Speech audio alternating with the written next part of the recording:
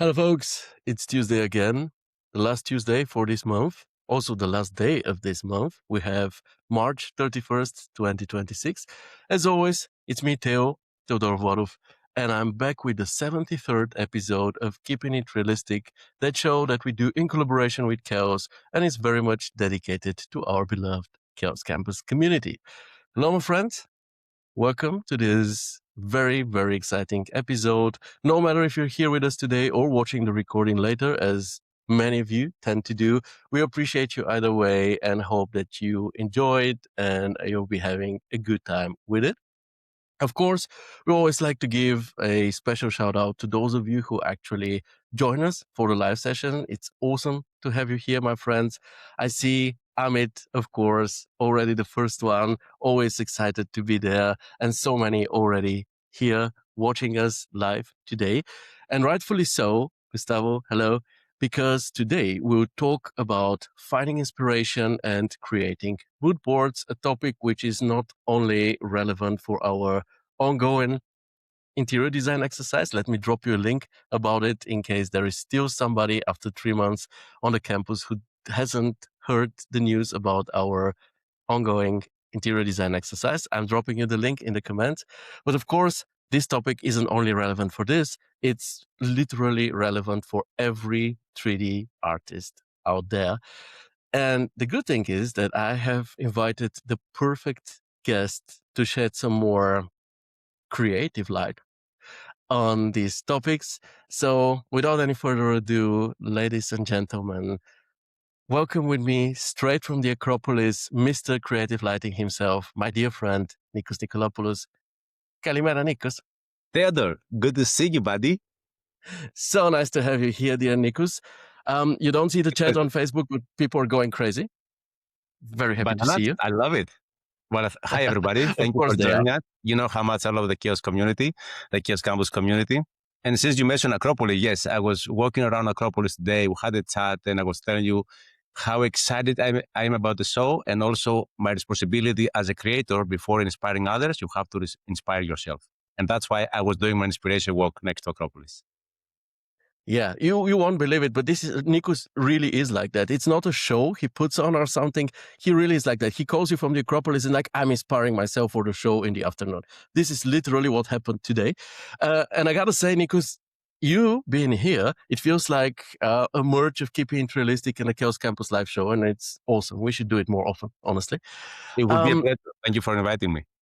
Yeah, it's awesome to have you here. Now, today we are gathered to talk about creating mood boards and finding inspiration. And I think that the very first inspiration to be found in today's episode is you and your creative journey, because I think the people see you, they see you be a successful person, do those successful RVs masterclasses with Chaos, have mentorship classes on CG Connect, organize and host 3D attends, do workshops and schoolings all over the world with creative lighting. And I think that subconsciously, many kind of assume that it's always been like this. You were born an expert, you never had stage fright. I personally think it was actually a lot of work, a lot of dedication, discipline, determination, challenging yourself, overcoming your fears that brought you to where you are today. So please tell us more about your creative journey and tell me if I'm right, or did you meet a genie across the way and this is just one of your wishes being fulfilled? Well, no, there's no genie. I mean, as I say, do it with passion or don't do it at all. So I have to develop myself so many times over the years, and mastering skills is not an easy thing, but it's exciting.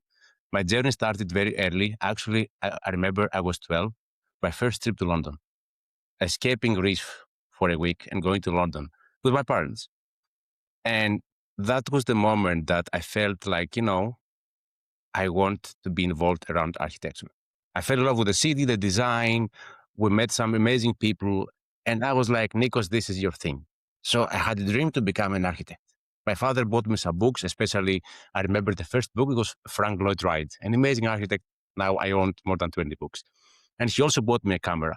But doesn't mean that when he bought me a camera, I'm a photographer. It doesn't mean that I have a book, I'm an architect. So I start having a passion of becoming an architect and having an idea of living in London one day.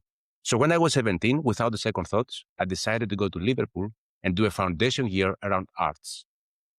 I spent 1 year there. And then I ended up in London, Middlesex University, studying and having a BA of architecture. Now, the thing is, that was my idea. That was the first idea I had in mind, right? That I want to be an architect. But trust me, the first year of studying saw me many stuff, introduced me to rendering, and then I was like, oh my God, actually, my passion is not to design, is to tell a story about the design. And this is how slowly, I start believing and trusting myself, my intuition that, Nikos, this is your calling, right?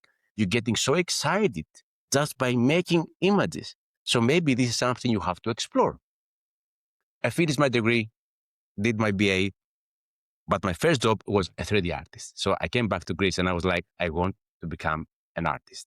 I found a job working in an advertising company and creating images for magazines as a 3D artist, going deep into the tools. It took me like 3-4 years doing that. Of course, I learned so much. I built I started more like a technical artist, not as a creator, which you know me today. I had more technical knowledge back then than being a creator. Like, I knew the tools. I have to learn V-Ray upside down on the settings. I tested V-Ray, 3ds Max ups and down. I was learning everything I can to become an artist. And this led me to London. Because then after 4 years, I thought that I have confidence now to move to a big city, which was my passion from when I was 12. And when I go there, I have a goal of working with the biggest architects and architects that inspired me on my trip that day, like Foster and Partners and Zaha Hadid and all these people. And as you can see, slowly, I'm building my story because that's what happened. I cannot just wake up and having a genie and say, hey, make me a creator person, make me somebody that makes telling the best stories in the world. No, you have to work hard. You have to stay focused and you have to do the job. So I was doing the job. I was working hard. And when I moved to London, you have no idea how many nights and weekends I was working on my skills. And at the same time, I found a company that trusts me enough to allow me to work for these architects. And so when I met Cityscape, it was a love at first sight. I don't know what happened. They love me. I love them. We work together so nicely. And it gave me the opportunity to actually telling story about these big names. And that was my passion. That was my dream. Telling stories about the design of Zaha and Foster and many others. And I'm going to show you today some of this work. But that was exciting because it's a process. You need to have the passion. You need to have some skills, but it's a process of always learning, always believing, and always developing yourself and your skills. It's a story of growth. During that story, I find out something else. Community. I was introduced because I asked, where you guys, where can I learn more about the craft? And everybody's like, Nikos, there is an event happening every month. You should go. The moment I went, you should see my smile in my face. I still remember the day on my first 3D London meetup. It was such an exciting day for me, being around other creators and absorbing knowledge and saying hi to people. And you know me, I'm always say hi to everybody, even strangers on the street. So I make sure that night that I'm going to say hi to everybody. I even start buying pints to people, say, can I buy you a drink? Let's have a discussion. I would love to hear more about you and your work. And this, I'm telling you all the process now, right? So first it was me and my craft, focusing on the tools, working late. But then when I found the community, I was like, Nikos, there is more out there. So I challenged myself to attend every single month. Some nights I have to go back at Cityscape and work to deliver next day, but I never skipped an event. And this is crucial for me because it allowed me to meet the right people. And I knew that one day this is going to help me. And it did help me a lot. Was it easy for you? Like maybe some people will assume, okay, you're just the type of person who has it so easy to just approach other people. Or did you also have some anxiety, but you just decided to overcome it because you knew it was the right thing to do? It was the right thing to do. Seriously, it's easy for me to say hi to people, but starting a conversation and keeping it realistic, that's not easy. Okay. So you have to overcome your fear. You have to build some communication skills, which I start learning like recently, like 10 years ago. Back then, I had no communication skills, but I had the passion about the craft and meeting people. But that was enough. Yeah. It was enough to get me started and get me on the door. it's not like everyone you approach is like a total pro in communication, right? They are also normal people, and at some point you just figure it out. And I approach other people, so it's not that bad. What's the worst thing that can happen? They can maybe not want to talk with me, and okay, then I'll move over to the next person. That's it. Can I give you some tips on that? Oh, I mean, please, the community, please. find something in common. The moment you meet a person, if you find something in common, you build trust. Then you don't even have to talk about business. Just find something in common and give them a compliment. This is how they're going to trust you. And when you manage to get a card or an email or a phone, follow up instantly. 10 minutes later, say, it was a pleasure of meeting you. I would love to work together. Let's catch up soon. And then follow up. So basically do it twice on that night. And then a couple of days later, remind them of the conversation you had, the connection you've made by making it personal and finding something in common. This is skills that I developed lately, not back then, right? I'm just telling you how I do it today and how I meet people and how I make connections. And I always follow up and I don't stop until I find a way to work with this person. Sometimes it's a no, but that doesn't mean I didn't try. Yeah, of course. You have to try. I mean, if you don't try, you've already lost, I think. And I mean, on the recent Beam event, Jason from D2 and Brick was there. And the whole time I was like, Jason, how about, we do a show for Keeping It Realistic for the Chaos Campus, the Chaos Campus. I was like a broken record. Probably 10 times I told him about the Chaos Campus. And at some point I apologized and I was like, sorry, but I just want to make sure that you remember the Chaos Campus. And he Yeah, was like, I remember it. And by the way, I do the exact same. And this is the person at Brick who makes sure that they have contracts and that they have work to do. So, exactly. And I'm you not know, Jay. He's a good friend. I presented at the too many times and yeah. it's great. So as you can see, there is many ways behind the scenes that you can develop some skills. We didn't born with the skills, but you can develop skills to communicate, to find clients, to meet people, to meet new contacts, to go to events, present yourself, present your ideas, present your company, talk about Kiosk Campus or anything you want to talk about. But there is some tips and tricks that you can learn on the way. But if you have the passion and you believe that there is many things you can learn, you will learn them one way or another. And let's agree on something. We're not part of the scariest community, okay? There are business communities where everybody's such a shark, you need to really be very careful, very good at what you're doing. In our Yeah, community, most people are really laid back, really genuine. So approaching them isn't a big deal, honestly, speaking from experience here. And I think you can I agree. confirm because And when I'm saying find something common, seriously, I don't talk about my work. I good. might talk about films. I'm a film lover. I'm watching a film every night. So it's a topic I can easily talk about. I might talk about, like holidays, which place you've been lately, because I'm traveling a lot. So I've been to many places. Why not find something in common? Might talk about lighting. Lighting is my passion. It's easy to talk about light. So there is just find something in common. That way you don't have to talk about work, but you're building the trust. And when the time comes, they will trust you enough to hear about your journey, your job, whatever it is that you do. But don't do it that day. That day, it's all about building a connection with that person. Yeah. Fantastic advice. Like, as we met in the pub the evening before the last Beam event, I met Lisa from Bloom Images for the first time. Fantastic Nice. artist. You've Yes. probably seen the interview with her. And Yeah. what we talked about or what we bonded over, it was our kids. She has 3 boys. I have 2 girls. We were just talking about kids. Had nothing to do with 3D. It was just, okay, let's talk about kids and the issues that we have and the lifestyle with kids. That was it, That's the whole evening. exactly my point. That's exactly my point. Now you have a connection at Blue Images. Yeah. Okay? Yeah. Simple as that. But And that's it's a power. fantastic person. And her husband was also Exactly. the Andrea. So it was fantastic. But yeah, You don't, don't don't, even know if you're going to need something from her, but you have a nice contact and a nice person that you met. So yeah. And that's she's a coming to winner. Keeping It Realistic at the end of April. Exactly. You see? Yeah. That's very powerful. Nikos is proud of me. I'm happy. I'm Thank you. totally proud of you. And I love So to cool. be there with you on live events as much as I can. Yeah. Hopefully we manage before the Chaos Connect days. Yes, But please. please continue with your story. So, we talk about communities and, I never stop attending, guys. Seriously, regardless how busy I was going every month. So you have to commit, whatever that means. Commit, stay focused. At the same time, I was learning my craft. Cityscape was growing and I had the opportunity to go from senior visualizer as a team leader to a CGI director. It was one of my most exciting times that I have to collaborate with a creative director. Back then it was called his name was Damian Fennel. And I had the opportunity with him to create something amazing, a philosophy for the studio, which is the creative lighting philosophy. We both shared the same passion about light, and we said, let's level up.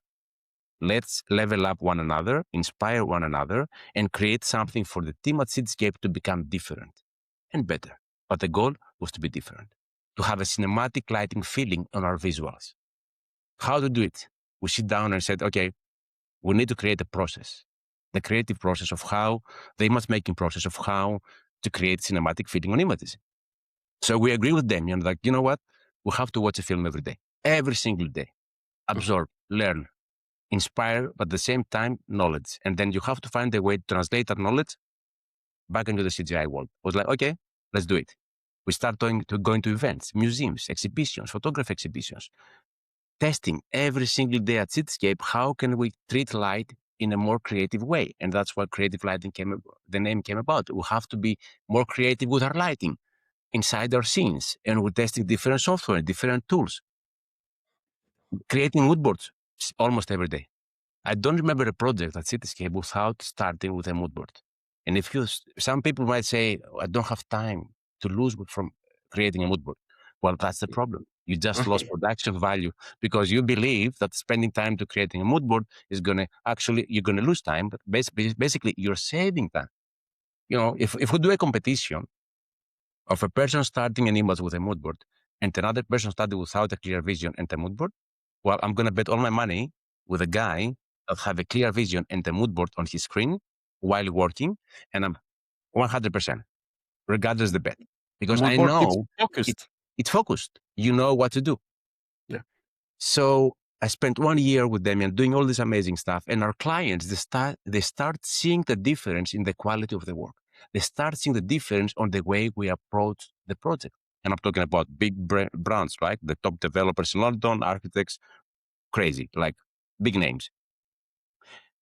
And this starts slowly becoming a real philosophy in the studio that the team loved, our clients loved. And then without, believe it or not, they start asking us to train their team. Like, can you come here and just helping us in-house to work more creatively with our composition and lighting and storytelling and image making? Maybe, train the whole team. And this is where I realized that, oh, actually, this is something I enjoy. This is something I like. I never dreamed to become an educator, but it just happened out of curiosity and passion.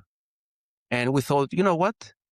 Okay, let's go and do it. Yeah, we're coming at you. We're going to do training. We're going to train the whole team. But then we did some workshops at Cityscape, sold out. And then we're like, okay, we have something here. And that's how Creative Lighting started as a brand, offering on-site and online training for teams, plus professionals. Now we do masterclasses, we do workshops, but started as a philosophy for the team at Cityscape that developed as a global philosophy for the world, to be honest. And when we launched, I spent a month doing training in New York, going to San Francisco, going to Los Angeles, because we had many requests from companies from there. By seeing what happened in London and the way we start approaching lighting, they invited us to train the team. So it's a beautiful journey that started from something else and grow to something bigger. But if you ask me, for me, this is my true calling. I mean, I feel like 100% confident this is my calling in life, to helping others to develop new skills. Nothing makes me more exciting these days. So I didn't stop my passion of making images. I still produced images. I'm still working with big names on commercial work, on commission, but there must be a reason for me to get involved, because otherwise I'm not Yeah. doing my true calling, which is helping others. So I'm keeping myself active in production. So I'm always knowing the latest tools, but Yeah. my true calling, and I'm seeing the camera when I say it, is to helping others to find a new way of seeing things. And And it's that's so what rewarding, right? exciting. If you do it, so amazing. If you actually help people and they are not because they're thankful, but because you see them grow, you see them succeed, and you It's know great. you're a small part of this. Yeah, it's Something. just amazing. And even working with chaos and helping more than 10,000 people with a masterclass series, and the feedback we're receiving from different kind of people, different stories, different companies. Some people they're working on CGI, some other people they're just architects or designers or interior designers.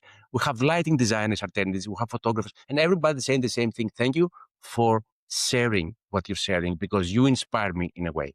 Everybody has a different story about how we inspired them. But when I hear these comments, it keeps me going. I can't Yeah. stop innovating. I can't stop working on myself and learning new skills. It's the creative process. Yeah. And there are people who attend every year, even though they were there from the very first year, Yeah. watched all the episodes, and they attend still every year. I also do too when I have time because it's just so inspiring. I've seen your on-site workshop. This was in the Beam event Oh yes, thank you. 2024. And it's just the way you present the professionalism, the expertise that people can see, and the way you're almost contagious with your inspiration. This is just very, very cool. Something really cool to see. Like after finishing a session with you, one just feels like, okay, give me a PC. I want to go do some 3D, create some magic. I have an amazing story. I presented at 3D London, my first presentation, and there was a guy that came to me to say, Nikos, I'm really sorry, I have to go. But I was like, where are you going? You said we're going to have a chat. No, no, no, no, no. I just learned so many stuff. I need to go and practice now because Right. you truly inspire me. I have some ideas in my head. I'm working on a project. I'm really sorry. I will catch up with you very soon, but now I have to go and finish a job because now you show me the way. And I'm like, oh my God, seriously? So this kind of feedback live, people getting true inspired and finding way to solve the problems, whatever it is, and find a way to see things from a different perspective gets me so excited. And Yeah. that's my power. That's how I keep going because everybody's saying, how can you be so inspired, exciting every time? Well, when I see people actually truly inspired, it helps me as well and Yeah. gives me power. Yeah, what you do matters, and when we do things that actually matter, that make a difference, it's so rewarding. And just to support what I just said, let me read Derek's comment, who says, "You inspire me hugely." Yeah. Written in capital letters, Nikos, and you too, dear Theo. Oh, love you um, guys. Thank you so much. yeah, thank you, And really. I would like to add something now because we're here to keep it realistic and be honest. So the success that Theo mentioned, yes, we were very successful, and yes, we managed to work with the biggest names in the world. But to scale, it wasn't easy. And to keep looking for finding clients wasn't easy. And then I realized and I learned something valuable to you that I would like to mention that Nikos, you need to also pay attention on developing other skills rather than just the craft and the creative side. And this is where I start going deep in communication skills and most important, business. So, my job at Cityscape was very clear. As a CGI director, yes, I was going to meetings and I was meeting the clients, working with the team, but doesn't mean that I was involved in quotes and business side and all the other stuff that a big company has to do, right? So, you know what I did? I said to the managing director of Cityscape, can you become my mentor? You know, help me because I don't have the skill. I care about it, I don't feel I'm the best businessman in the world. So can you help me? And then I said to Damian, can you be my mentor as well on the creative side? So basically what I'm saying, I was looking for mentors because I knew I don't have the full package. Don't expect to have the full package, but you have to be careful not to spend one time looking in one direction. So yes, we care about image making and yes, we care about creating stories. Is that enough to build a business? I don't think so. Is that enough to start the studio and looking for clients? I don't think so. Have you ever presented an event? Have you ever done any public speaking? So when we launched Creative Lighting, I traveled in 20 events in 1 year. I was shocked in everyone. I was stressed. Didn't know how to do it. So you know what I did? I asked 3D London, which is my community that I support for many years. I said, guys, please, can I present before I go to State of Art Academy and meet best of the best? Because I Yeah, was on stage as a training. talking in front of the biggest names in the industry. And I said, 3D London, can I have the stage? I want to practice. And I practice with my friends, with my community. I ask for feedback. Okay. So I'm saying it's a process. You cannot just wake up and say, I'm number one. You need to work yourself up the ladder until, not until you feel number one, until you're confident enough that you master something so you can master something else. This is life. This is how it goes, right? So I start having mentors. I start attending to events and presenting so I can become a public speaker. I had mentors from, mentorship for business, for creativity, for lighting, for storytelling. I even have a photographer mentor, which I'm going to mention later. When I start building a new company, which is Review Space, we can talk about this later. The first thing I did is to find a mentor that he builds 25 companies and ask him, well, I'm about to scale and create a new company. I don't know if I'm ready. I need help from your perspective because you've done 25 companies. I have one successful company. Am I ready to go for the second one? And he helped me out. But I knew that I need support. I knew that I need to have a mentor around business and scale because, you've done something here that is working, but is going to work on the other side? You don't know. I'm just saying, guys, remember, having mentors and believing that you're not ready, it's better than saying, I'm ready without being ready. Just to get the idea. Absolutely. And being open to learning, Yes. knowing your limits, knowing what you're good at and what you're not good at, and being able to learn like from everyone. It's not like you have a certain status and now the great Nikos cannot learn anymore because it would be like awkward or cringy for him because he's supposed to know everything. No, the great Nikos can still learn whatever, marketing or business or whatever. Each one of us can. No matter how good you're at something, you can always learn something else or deepen your knowledge in that one something. So yeah, I this is agree. very interesting and very inspiring to hear. As I said in the beginning, the first inspiration we find is going to be your creative journey. Yes. And Well, you asked me to be honest, and I'm being honest because I think it's the only way to help somebody. They need to know behind the scenes. They need to know the story behind the story. It's the only way to not just inspire somebody, but show him the steps, the process that we have to been through to succeed on our journey. And of course, we make mistakes. We're learning from the mistakes. But if you recover fast from your mistake and you learn from it, then you go fast. And when it comes to mastery, again, stay focused. Mastering too many things at the same time, it becomes failure. So when I start mastering lighting for creative lighting and the team at Cityscape, I said to myself, Nikos, that's the only thing you're going to master. Just they say 10 hours, no, 10,000 hours. Okay, I work harder and more to build my skills in lighting, which I never stop and I will never stop. And only then I start thinking about mastering something else because then you learn how to master something. It's easier to master something new like composition and color theory and storytelling and all the stuff that we talk about because this is the image making process. But if you believe that you can master all the same at the same time, I'm afraid you're going to fail or at least it's going to take forever yeah, to make it happen. I was stressed in the beginning as well because I wasn't having this passion of focusing. But when I mastered focusing and learned one thing rather than learning 20 things at the same time, everything changed for me. yeah, totally It agree. was a new world out there. And I was like, lighting, lighting, lighting. If you can feel confidence around lighting, then Nikos, I will allow you to do whatever you care about to master next. It's such a lovely story of growth, and what I really like about what you said is how your way wasn't predetermined. You didn't make all the decisions in the very beginning. You No. started somewhere, and then things started rolling and developing in a certain direction. And what I think the whole creative lighting concept or philosophy is based on you and your partners being courageous and going your own way, doing something that nobody else is doing, which as always is something that can fail in the end, but you tried to do it and you succeeded, and then of course you stood out among the masses. Yeah, we knew it's going to be a risk. Launching a company that promised on-site training, regardless where you are, we Yeah. haven't seen this around. And when we started receiving calls from New York saying, well, can you spend 3 days with the team?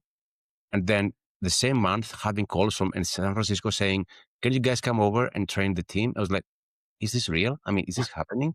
And seriously, we went. Even the managing director of Cityscape, he came with me. We went together in 3 different locations for a full month. And we stayed there doing one training after another. It was new.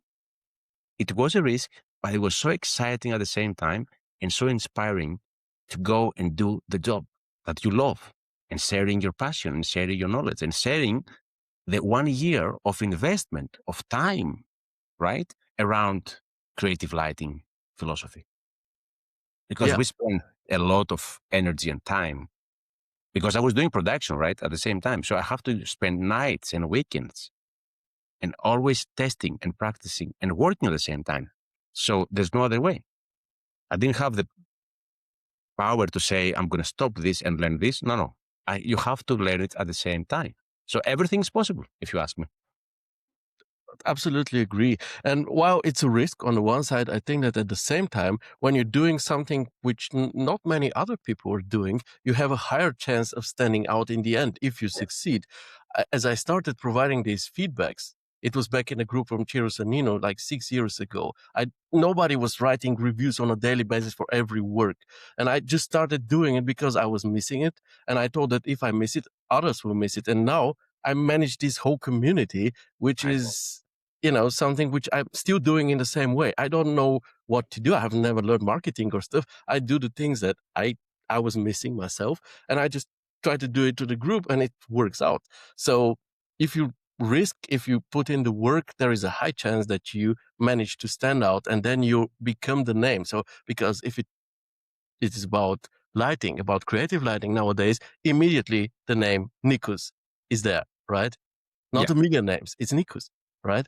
So it pays off, and I'm very happy Well, that it paid off in your just to case. say congrats for doing such a hard work or providing feedback on a daily basis to the community. I think this is definitely your calling because I can see that you do it with passion and I can see your excitement when you talk about it. And it means it is your calling. I'm just saying, it's amazing to meet people when they talk about their thing, they change the smile Yeah. and you sign when you talk about what we do for Chaos Campus. And I truly appreciate it. So thank you so much.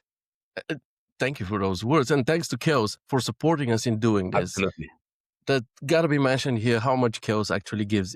We don't do this because we're paid by Chaos. We do this because Chaos is actually there to support the community, to give back to the community, to nurture it, and it works. I think we can all agree on There's this. so many companies out there, but Chaos is the one that is highlighting the community more than anything. Yeah. They believe so much on the power of community and they know that we're stronger together and they're giving us the space to grow and meet like today under the beautiful community they started, which is Chaos Campus and now CG Connect. And as you can see, the innovation, it doesn't stop. Yeah. More ideas coming every year. So thank you, Chaos. Yeah. Big up for Chaos. Thank you so much, Nikos, for sharing your truly inspiring story. Absolutely loved it. Connect app, CG Connect. Oh yeah, I don't have a CG Connect one. I only have Chaos Oh, ones. I need to reach out. Oh no, I do have I a CG update. Connect one. You do have they do have. I'm sure you Of have. course, I got the package with the umbrella. I totally forgot it. I'm sorry. My bad, dear Chaos. I I have have everything. Corona, Virey, so depending on the day, I choose the right cup. Yeah, I have an Escape too. So at some point we need to Okay. That start one I don't have. comparing One I don't have. Okay. I'm missing our one. mugs. Okay. Okay, dear Nikos. Now we know about you. We know where you started, where you're at now. So let's talk about today's topic: Yes, I think creating mood boards it's a and great finding time. inspiration. And just to remind you guys, I mentioned that during the process of creating the creative lighting philosophy, finding inspiration and creating mood boards, it was a daily task. So real world inspiration is the key for me as a creator. So I'm always out with my camera. The camera today is my phone, photographing, taking pictures, analyzing everything that inspired me. It can be a light, it can be a material, it can be a shadow, it can be a pattern, which is called gobo pattern, when you're shaping the light through trees or through buildings. It can be a reflection. So I'm always looking for inspiration. And when I see something exciting, I capture this moment with my eyes and my camera. It's the process. So many times I create mood boards using my own photography as inspiration for lighting, materiality, everything I just mentioned. So always looking for inspiration daily, not just in the studio and outside. So I went to Acropolis today. I have 20 photos in my phone. And I was checking the other day. I have 61,000 at the moment in my phone and 4,500 videos because I'm always looking. And when you look and you pay attention, there is always something exciting happening around you. But again, with your eyes and your camera. I'm saying this because enjoy the moment, enjoy the view. You have to grow both your memory palette by looking. At the same time, you never know. Maybe this view can be an inspiration for a project. But this quality of light, this reflection, this mood, the atmosphere, the contrast, the depth. So finding inspiration in the real world is the key. And creating mood boards, which I'm going to share my screen and talk about now. Let me practice my skills in Riverside. You know me, I'm a Zoom guy. Um, It but works. it works. Oh, Nikos, I have a very, very important question Yeah, from the comment section. This is please. the most important probably for today. How is it that your hair and your beard are so dark? Don't you have white hair, white beard, something? Well, I'm not gonna lie on my age. I'm 43, but the answer is I don't have one. So I don't know. It's my DNA. Thanks to my father and my mother. I would like to say thank you to my family then. So this was a question by Amit, of course. We just, want to have I fun. don't know, man. It is what it is. What can I say? Yeah, look at me. I'm younger than you, and I look at know. me. I look I like know. Gandalf. But Yeah, people say to that to me all the time. When I go back to Cityscape, I go every year. It's like, what is you're getting younger or what? yeah, a vampire, Yeah. man. Yeah, So yeah, but it's the DNA, guys. good for you, I would say. But I'm so happy that what you said, what you just said, analyze the moment. I think, Yes. you're out there, keep your senses open. You see something which is cool, which is nice, capture it in your consciousness, take a photo to remember it, but Yeah. still enjoy the time. Don't just do that because then you'll miss living, miss real Yeah, life. yeah. There is times that I don't even take the picture because I'm enjoying so much with my eyes and I'm focusing on growing my palette and enjoying myself than taking the moment with my phone. So, find balance between those two. You need Yeah. both, but find some balance because sometimes when I'm going to Santorini, one of the biggest and best places to see the sunset is supposed to be in the world, and I see people not even looking the view with their eyes, Yeah. just spending hours around the camera and the tripod. And I'm like, man, you went from LA to Santorini and you haven't seen you for 10 minutes absorbing the view and learning and enjoying. So, balance on It's everything in life. Finding some balance, Don't go straight to the camera or don't spend hours looking without taking a photo. So find your balance. it's like those people who watch the whole concert through their phone instead of Yes. actually Or listening going in. to, oh my God, this is the worst. I mean, there is some places now these days they don't allow phones. I'm like, yes, take them out. Even for Yeah, myself, get it out. A that's real really world experience. There's nothing better than this. Even if you're in a concert, in a club, or anywhere.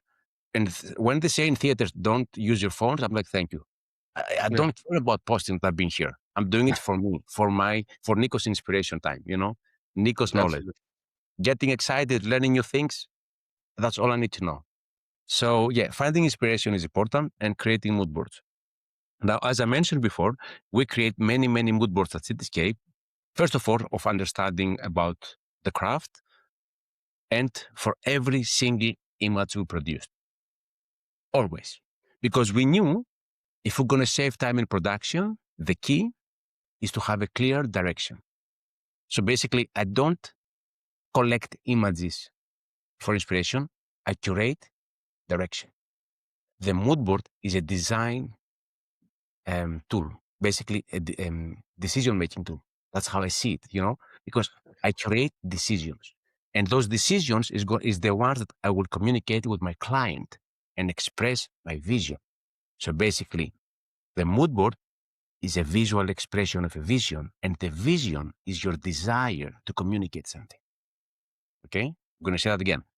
The mood board sets the visual expression of a vision, and the vision is your desire to communicate something. And you have to take it seriously Yeah, because that's the only way to convince your client to go with your direction.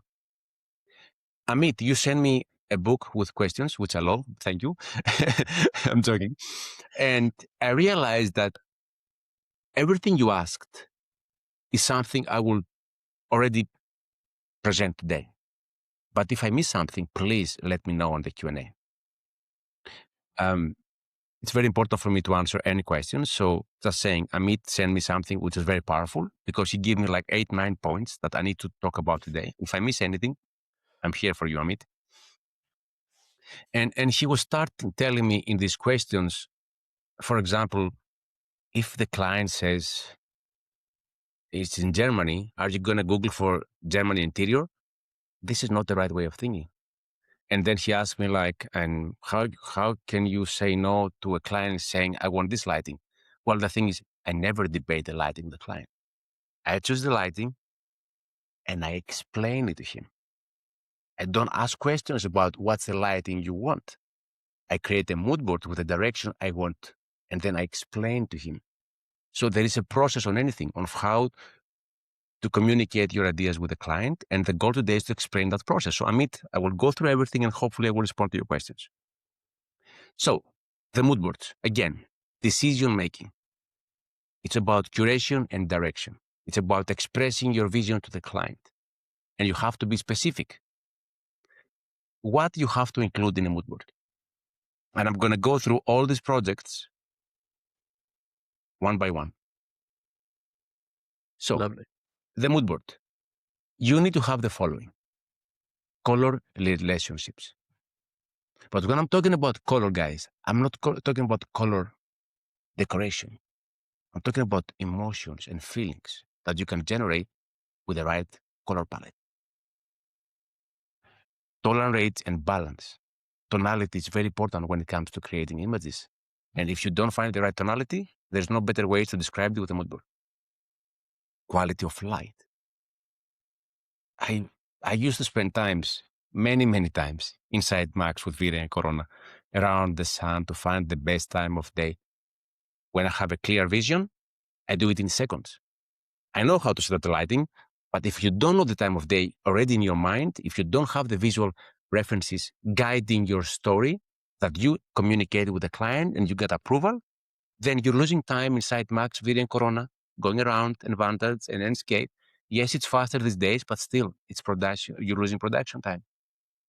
So starting with a goal, starting with something you already get approval from a client, and then I will show you today, for example, this image inspired me for an image for a project, and it was the fastest lighting I ever did in production. Like super cool, super easy, because I knew the sound direction and the shadows, and then it's easy. If I don't have a goal in my mind, then yes, I'm slow. I will admit because I don't know what I'm doing. Okay, so know where you're going before you set off. And key elements like people treatment, look of foliage, sky behavior, and dressing. And I'm going to give you a tip. It's optional, but highly recommended. Add a brief note to each image identifying its contribution into the mood board. Okay?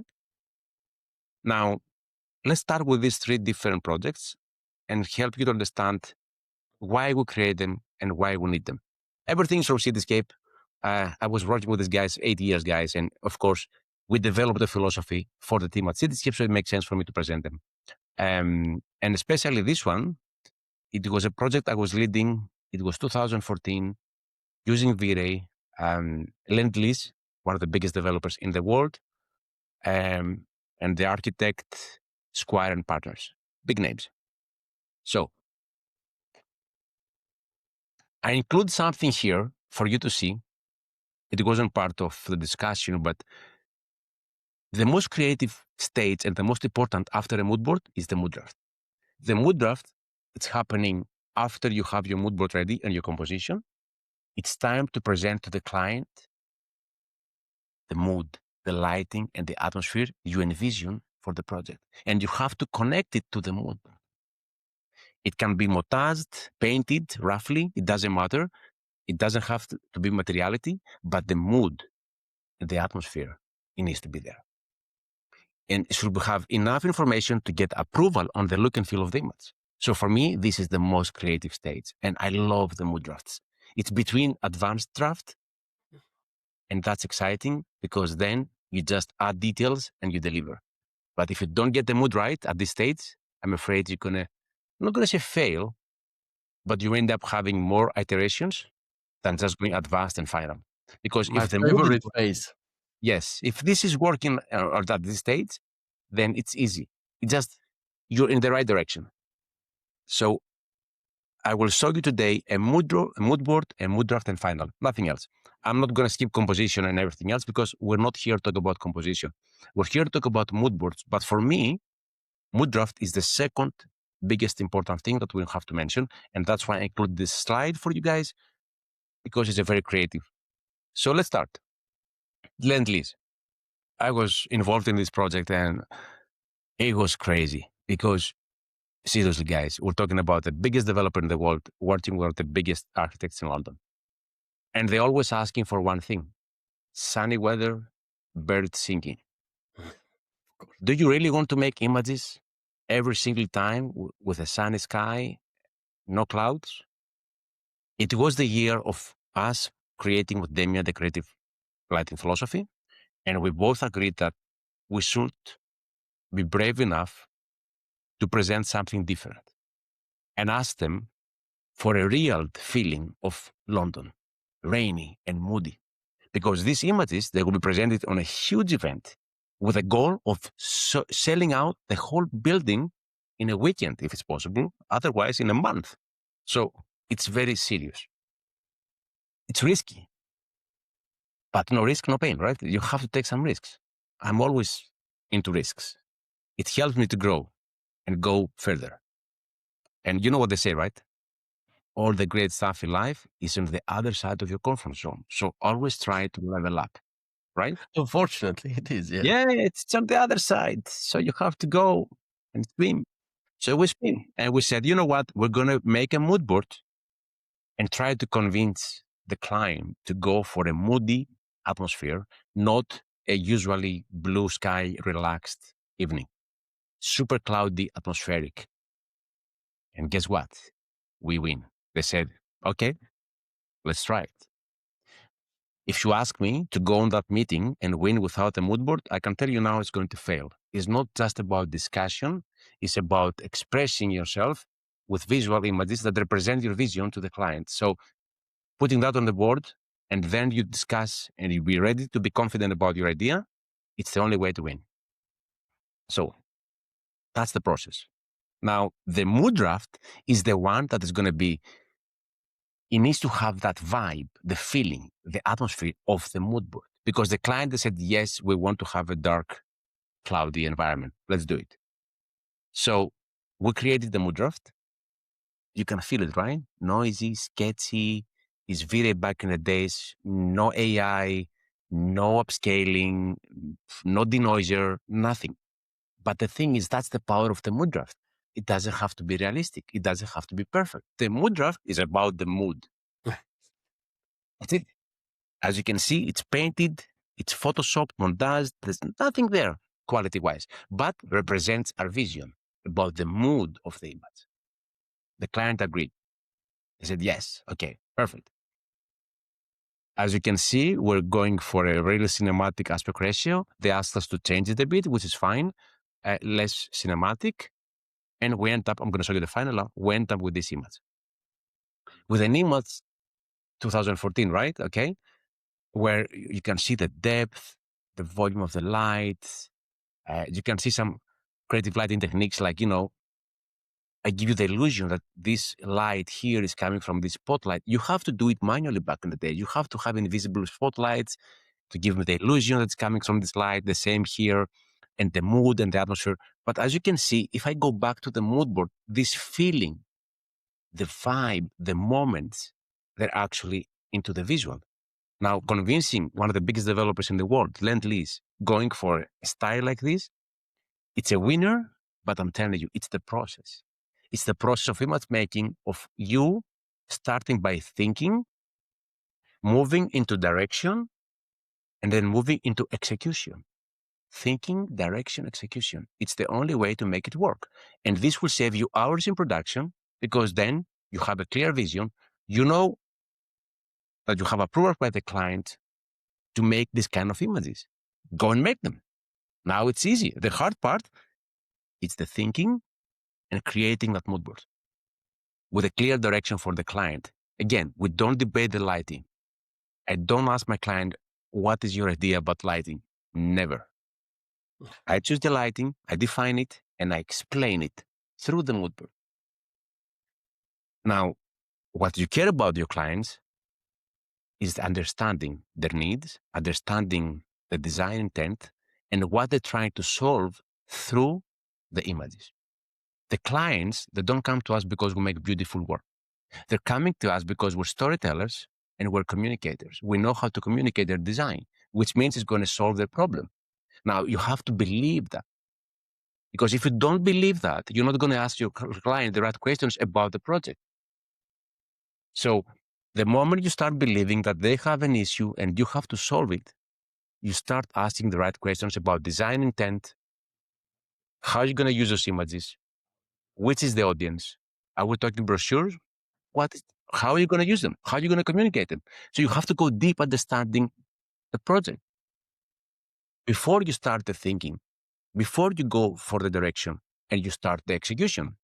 This is the process. Now, they invite me to go to State of Art Academy, right? Remember the story? Yeah. Okay, so I said, and they said, Nikos, we're hearing everything about creative lighting, and you guys are doing some amazing stuff.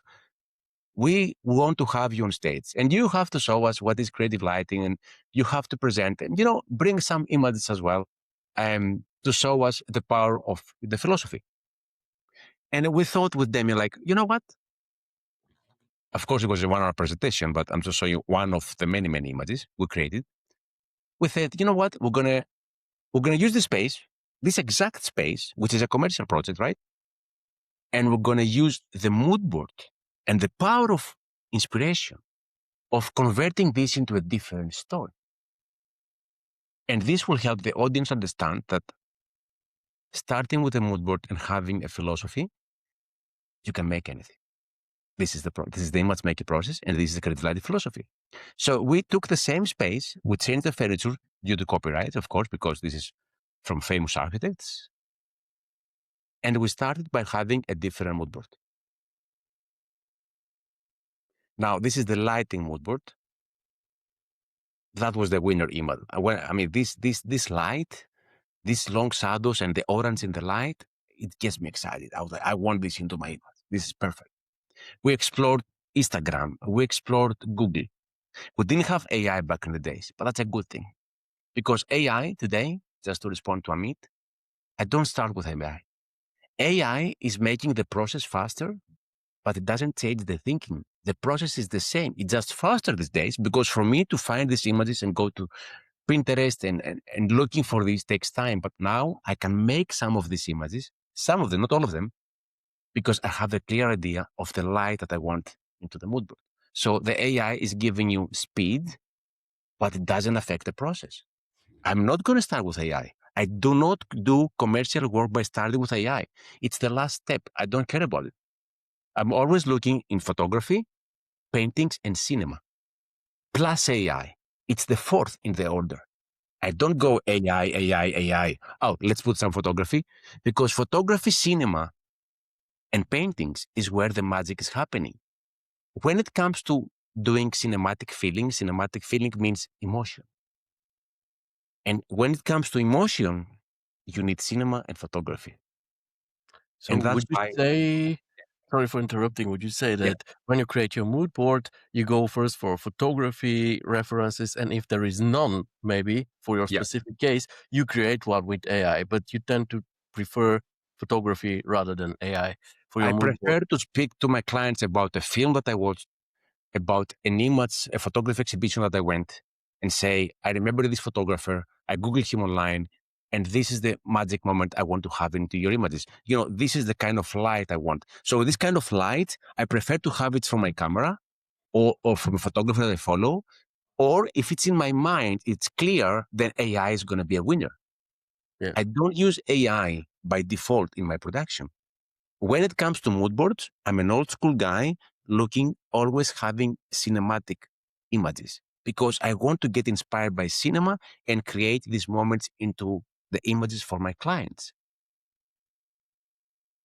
Just to respond to Amit, because Amit thought, it's not his fault, that I'm starting by using AI by default. No, I love AI and I have a way of using it on my benefit depending on the project and the timeline. So I'm not starting with AI. I'm starting by thinking, bring memories from my palette and thinking about ideas about which film I've seen, which image I know, which photographer I know, which painting inspired me for this job.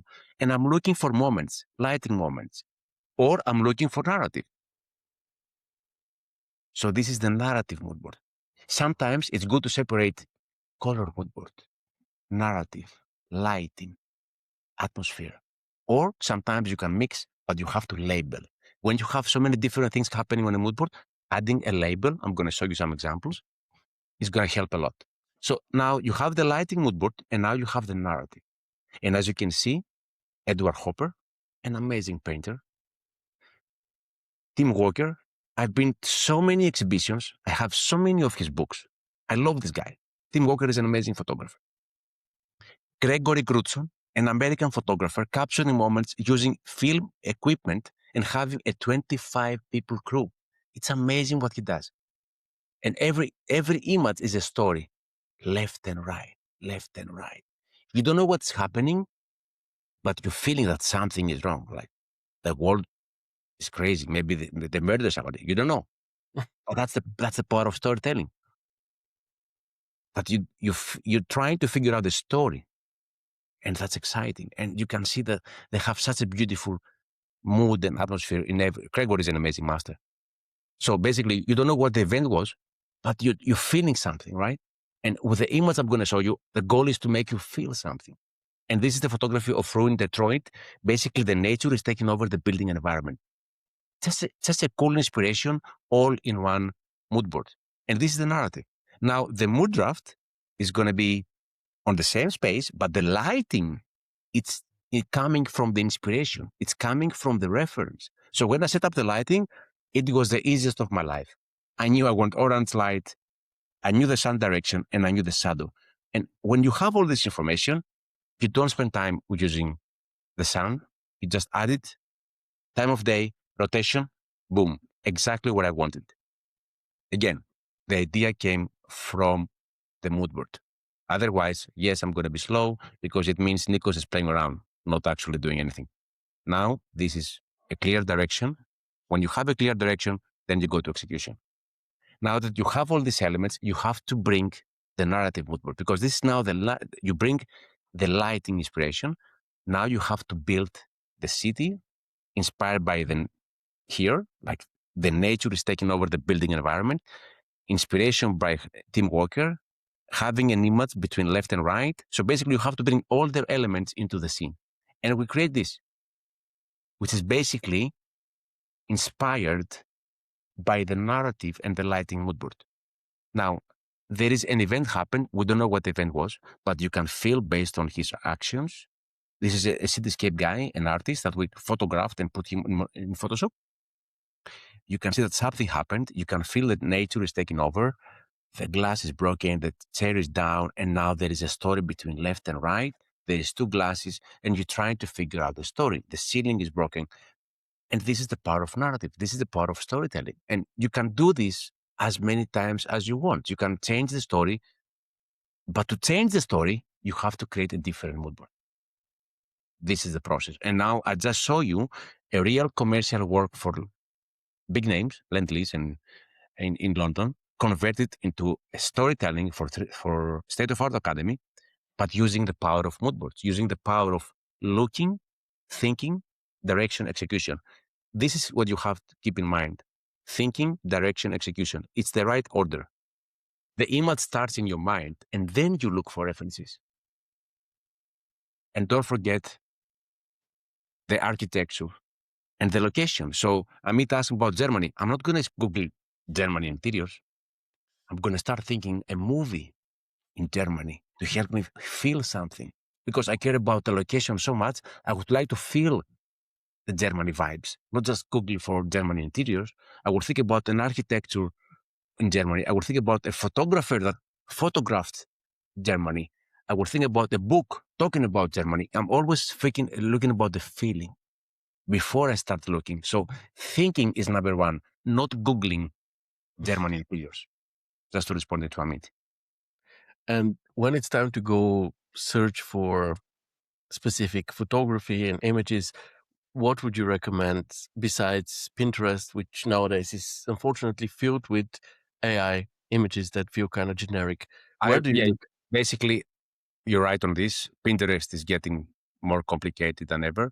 I'm still using Google but Google, you have to be direct. So you need to have some masters in mind.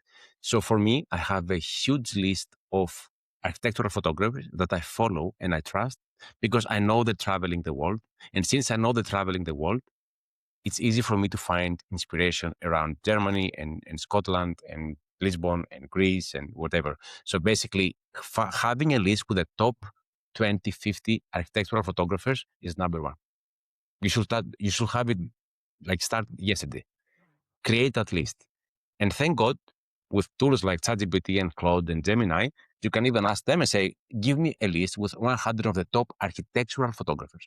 Because architectural photographers, they travel the world and they capture the vibes and the moments that I care about into my images. So that's one thing. Find your mentors, find your masters, create a list. I also have a huge list of painters from different ages. I have also a list of cinematographers and film directors that I trust and I follow for many years. So by having this list and then connecting the dots, by reminding myself, oh, yes, I know that guy, he lives in Germany and he does exceptional work. Let me visit his website to get inspired by how architecture should look through his eyes in Germany. This will give me direction. By going to Pinterest and saying, Germany, architectural photography. Yeah. This won't give me direction. It will give me chaos. So you have to organize your mind. Your job is to get organized and having these lists. And ideally, when you find this list of the best architectural photographers, next to the name, add the location of the architect, so the photographer, so you know where he's based. So, for example, Fernando Guerra, he's based in Lisbon. I love that guy. Okay, so it's on my top list, and next to his name, it's the location that he's living, and you can also mention some of the locations that he's usually shooting. This will give you a range of options when it comes to architectural photography. Okay, imagine having this list well organized, which I'm addicted to get things organized, and then you have a list with all your films that you loved and why you love them, and then you have your film directors, you have your painters, and then you have your tools, which they're amazing, where you can actually make anything, and you can use references to describe and your idea, and then get an image out in seconds. Why not? Yes, but thinking first, direction, execution. Let's do another image. Before it was Elephant and Castle, same location. Elephant and Castle, same developer, different architect. So the goal was to create an image for residents. There was a penthouse, like a terrace, where they can have dinner together, enjoy the view, and have some quality time. So some of the images that you can see on the mood board, they communicate the idea of a community space and the view. Now, when you hear two things in a meeting, it's number one important question to you is, where is the focus point? What is focus point number one? Because you cannot have both. You need to have hierarchy. And the hierarchy means, is the view more important or the dining space where the residents can have dinner together? The client, we knew that she wanted the cinemas to represent the space and the dining was number one priority and then the view. But this images represented the idea of having a space and the view. Now, since we knew the importance of this, you can see here a mood board which is designed by having labels, which means you can explain to your client what every image represents. And since the importance of this image was the dining area, well, you have to get inspired about what is happening on a dinner. You will be surprised how many things, how many spoons and flowers and plates and wine and glasses. So this is real, right? You have to get a real experience to the image. So by saying, okay, number one, people composition, how people sitting on a table. Number one, inspiration. here as a great inspiration. For Caravaggio.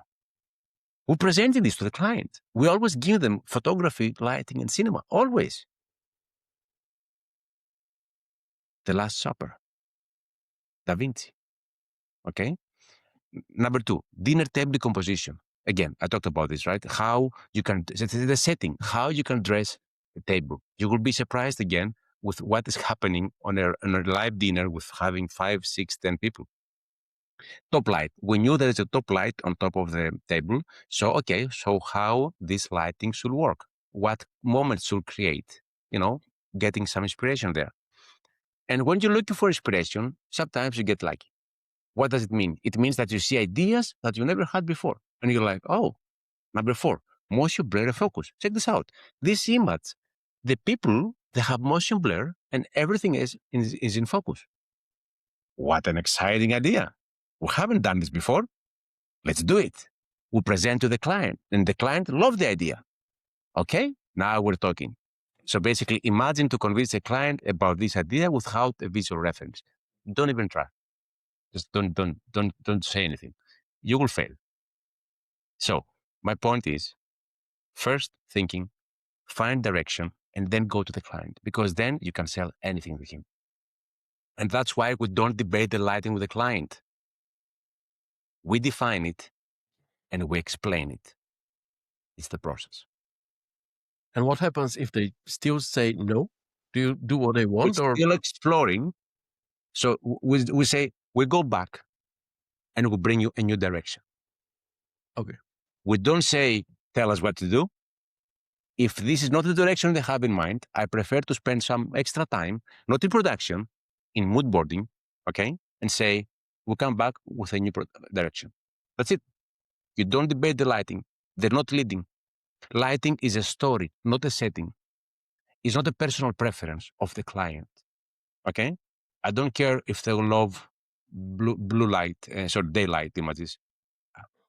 My job is to find a way, help them to sell that building in the fastest way possible. That's why they came to us. So they need a story that makes you feel something. In that case, it's our job as storytellers to look widely open and find the best way to demonstrate the design with the best lighting, the best story. This is our responsibility. We choose it, we explain it. If they don't like it, we come back. We give you another direction. but you keep the lead. Yeah. Okay. Yeah. But you keep the power of you deciding and you explaining than going to the discussion. Because if you start discussing about lighting in a meeting, you know what's going to happen? Everybody will have a different opinion. Right. I have an idea to do a sunrise. What about sunset? I think moonlight is going to work better. So then you have 5 director level, 5 standard people saying 5 different things. And then you have to answer to these people. How are you going to do it? But if you say, don't worry about lighting, it's covered. We will come back here with the best possible option. And then you go back and you with confidence and you win that meeting. If you don't win that meeting, you get another shot, but you don't debate. You don't say, tell me what to do. You say, I have an idea. I will come back with a different direction. We're going to make it this time. Always confident. You ask the questions when you want to figure out what they need, what they want, what are the major focal points of their project, what are the major plus points to their project. But when it comes to how you implement it, how you make it appealing and sellable for them, then it's you who should take the lead and guide them through the process. Absolutely. They hire you as an expert, and your expertise needs to be shining through the process. You have to always remind them and yourself, you are an expert on this. You are the storyteller, which means you are in charge of lighting, composition, storytelling. And as in charge, it's your responsibility to find the best possible way to light the scene and present it in the best possible way for them to understand. And that's why I say you define the lighting, but it's your responsibility to explain why you choose that lighting and have visual references clear on the direction that you want.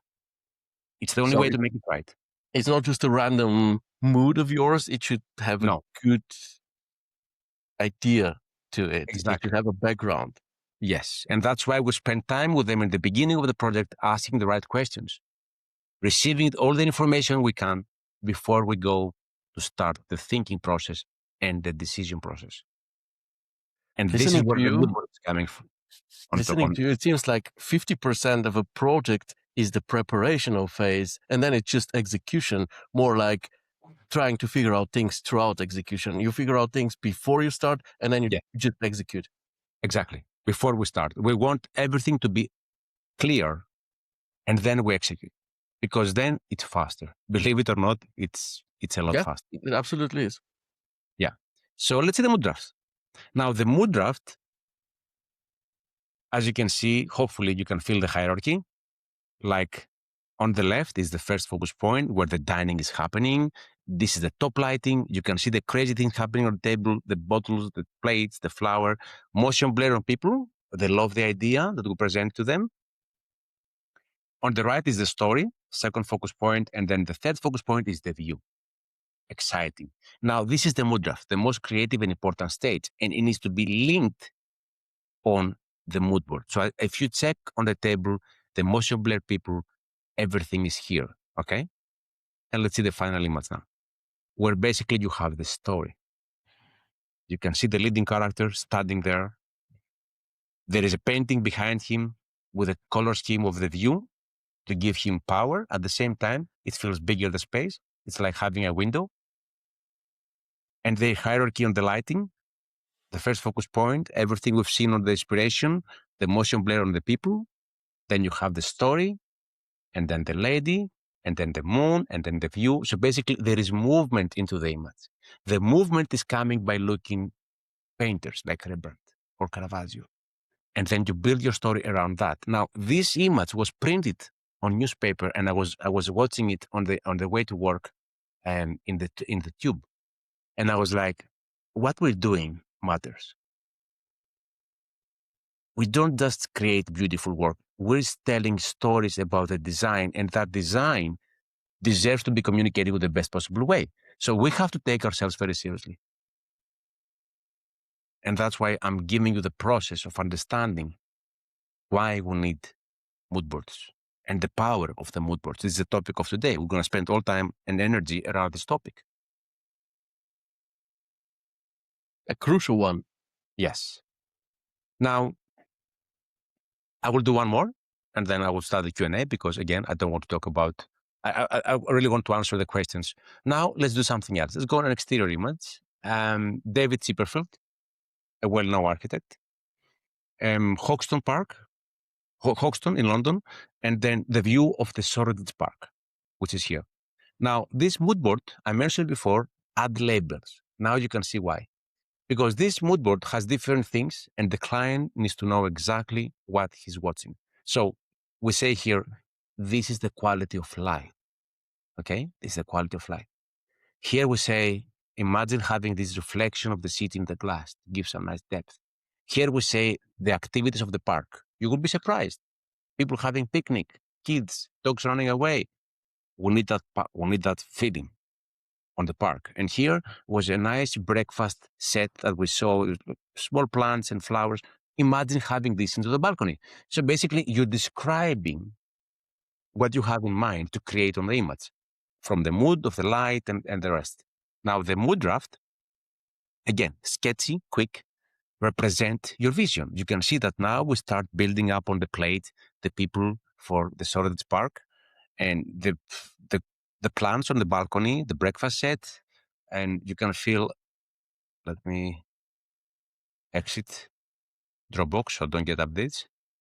It doesn't Oh, allow good. me.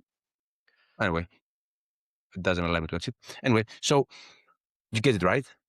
So this is the mood draft, and we're sketching some ideas on top. It was a challenging project because the interior design wasn't finished up to the level that we wanted. So we start sketching like, what about this light? What about having some small frames with pictures here? And then you communicate that again with the client. And most of these ideas actually went through, and you can see the final set. of images where you have the breakfast set, the people, the light, the frames, which is more organized. So basically, this is the same process working on commercial work or in personal work. If you change the process on the personal work, again, you're losing production time. So for me, every time I make an image in my life, even if it's personal work, like the one I showed you before with this, with a narrative mood board, with the world collapsing, it's the same process.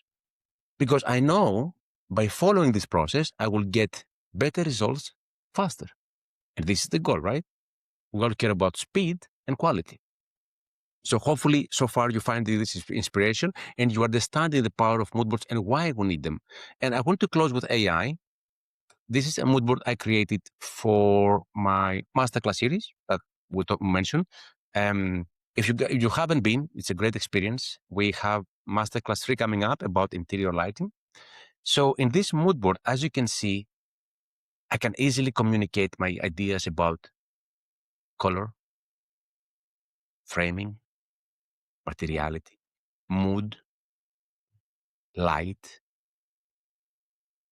design, time of day. So yes, if I have an idea, I'm not going to go to Pinterest anymore because I know what I want and I know how to prompt. So basically, I can easily get a cool reference in high quality to add into my mood board. But you will never see me presenting on a project, on a commercial work, a mood board with 100% AI images because it's not who I am. I'm such a traditional creator. And I believe so much in cinema. I believe so much in the power of photography and paintings. And AI is helping me to get some images out faster and create a complete mood board. Because if I don't find what I want, I can create. This is the power of AI. But I'm not starting with AI. I don't need AI when it comes to getting images out. I need AI for enhancement, upscaling. I need AI for getting my ideas out if I cannot find the right reference. But that doesn't mean that suddenly we forget everything we learned and suddenly we became AI addicted. No, no, no, no, no. We are traditional storytellers and the world needs more storytellers. Trust me on that. We're going to have a better life if we all become better storytellers. And that's not coming from me. Steve Jobs said that. He said, the most powerful person in the world is a storyteller. And I totally believe on that.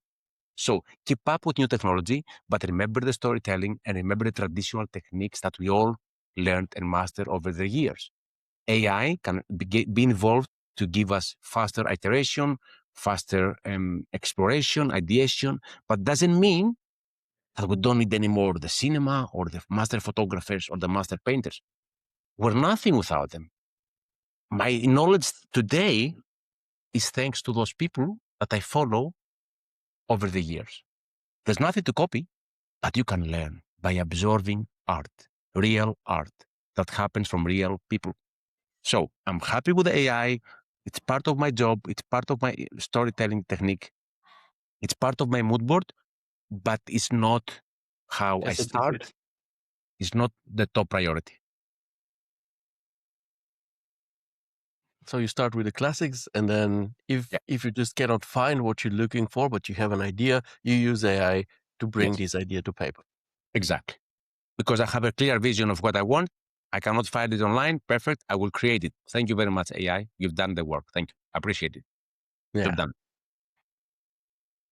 We'll Yeah, I talk thought. about AI Yeah. afterwards. Yeah. Um, are you finished with your presentation? I have Yeah, questions. I don't want to. I mean, guys, yeah, if you want to follow us, definitely creativelife.show. This is our website. At the same time, we have Facebook, Instagram, LinkedIn. Just connect, say hi. Just so you know, I'm personally responding to every single message. I'm sure Amit knows about that and everybody else that's here. I don't let my team get a respond on my behalf on emails or social media. So if you text me, you will get a real answer from me personally because I care about it. You have no idea how much I care about it. I can confirm. Yeah. Thank you so much, Nikos. I actually already shared the creative lighting link in the comments, so that Just maybe stop sharing so I can see you. yeah, Um, yeah. I don't know why I cannot close the books anyway. So, questions, I would love to get. Plenty of questions. Okay. Um, okay, we have a question from Amit, which you partially answered, but I still want to put it out there to you. Sometimes the clients are not interested in any mood boards or mood drafts. They just want to see the final project, like an interior and its parts. Then still, it is necessary to show or share the mood board and draft with them. Do we have to develop the mood board and draft for ourselves in such situation? Would you say? I mean, the clients are not interested in it, but do we make them for our own use? I The would answer say so. is always yes. Me personally, I will try to convince them that this is the way of getting excellent results. So if they want excellence, they came to me for a reason because I have a process and knowledge and expertise. And if you're going to get the best out of me, I will be clear to them, you have to follow the process that I mastered over the years. And that process is the reason you came to me, because obviously you've seen the work and you like the work. And that's why you contact me. Is that right? And they will be like, yeah, that's right. Okay. So why not following the right process of image making and helping you getting the best out of me? And the best out of me will happen when I follow this process. So if you cannot have this conversation for any reason, I suggest you to have it. But let's say they don't want it, okay? Then yes, you as a creator, you should follow the process. You should believe in the process. The process is designed to help you. Okay? Clear vision, it means faster production and better results. Trust me. I've done it wrong for many times in my life. So I have the right to say it is the right approach. Trust me, many, many times. And what do you have any tips for those who are at the beginning of their career? Because obviously, when people come to you, you have this expertise, and you say, "Okay, I'm the professional here. Trust me, this is why you come to me." But what Yeah. is it when you started just half an year ago? You haven't gathered this experience yet. You haven't built that reputation yet. How can you convince clients or educate them that they should trust you and this is the process? Any tips about this? Well, first of all, if you're starting now,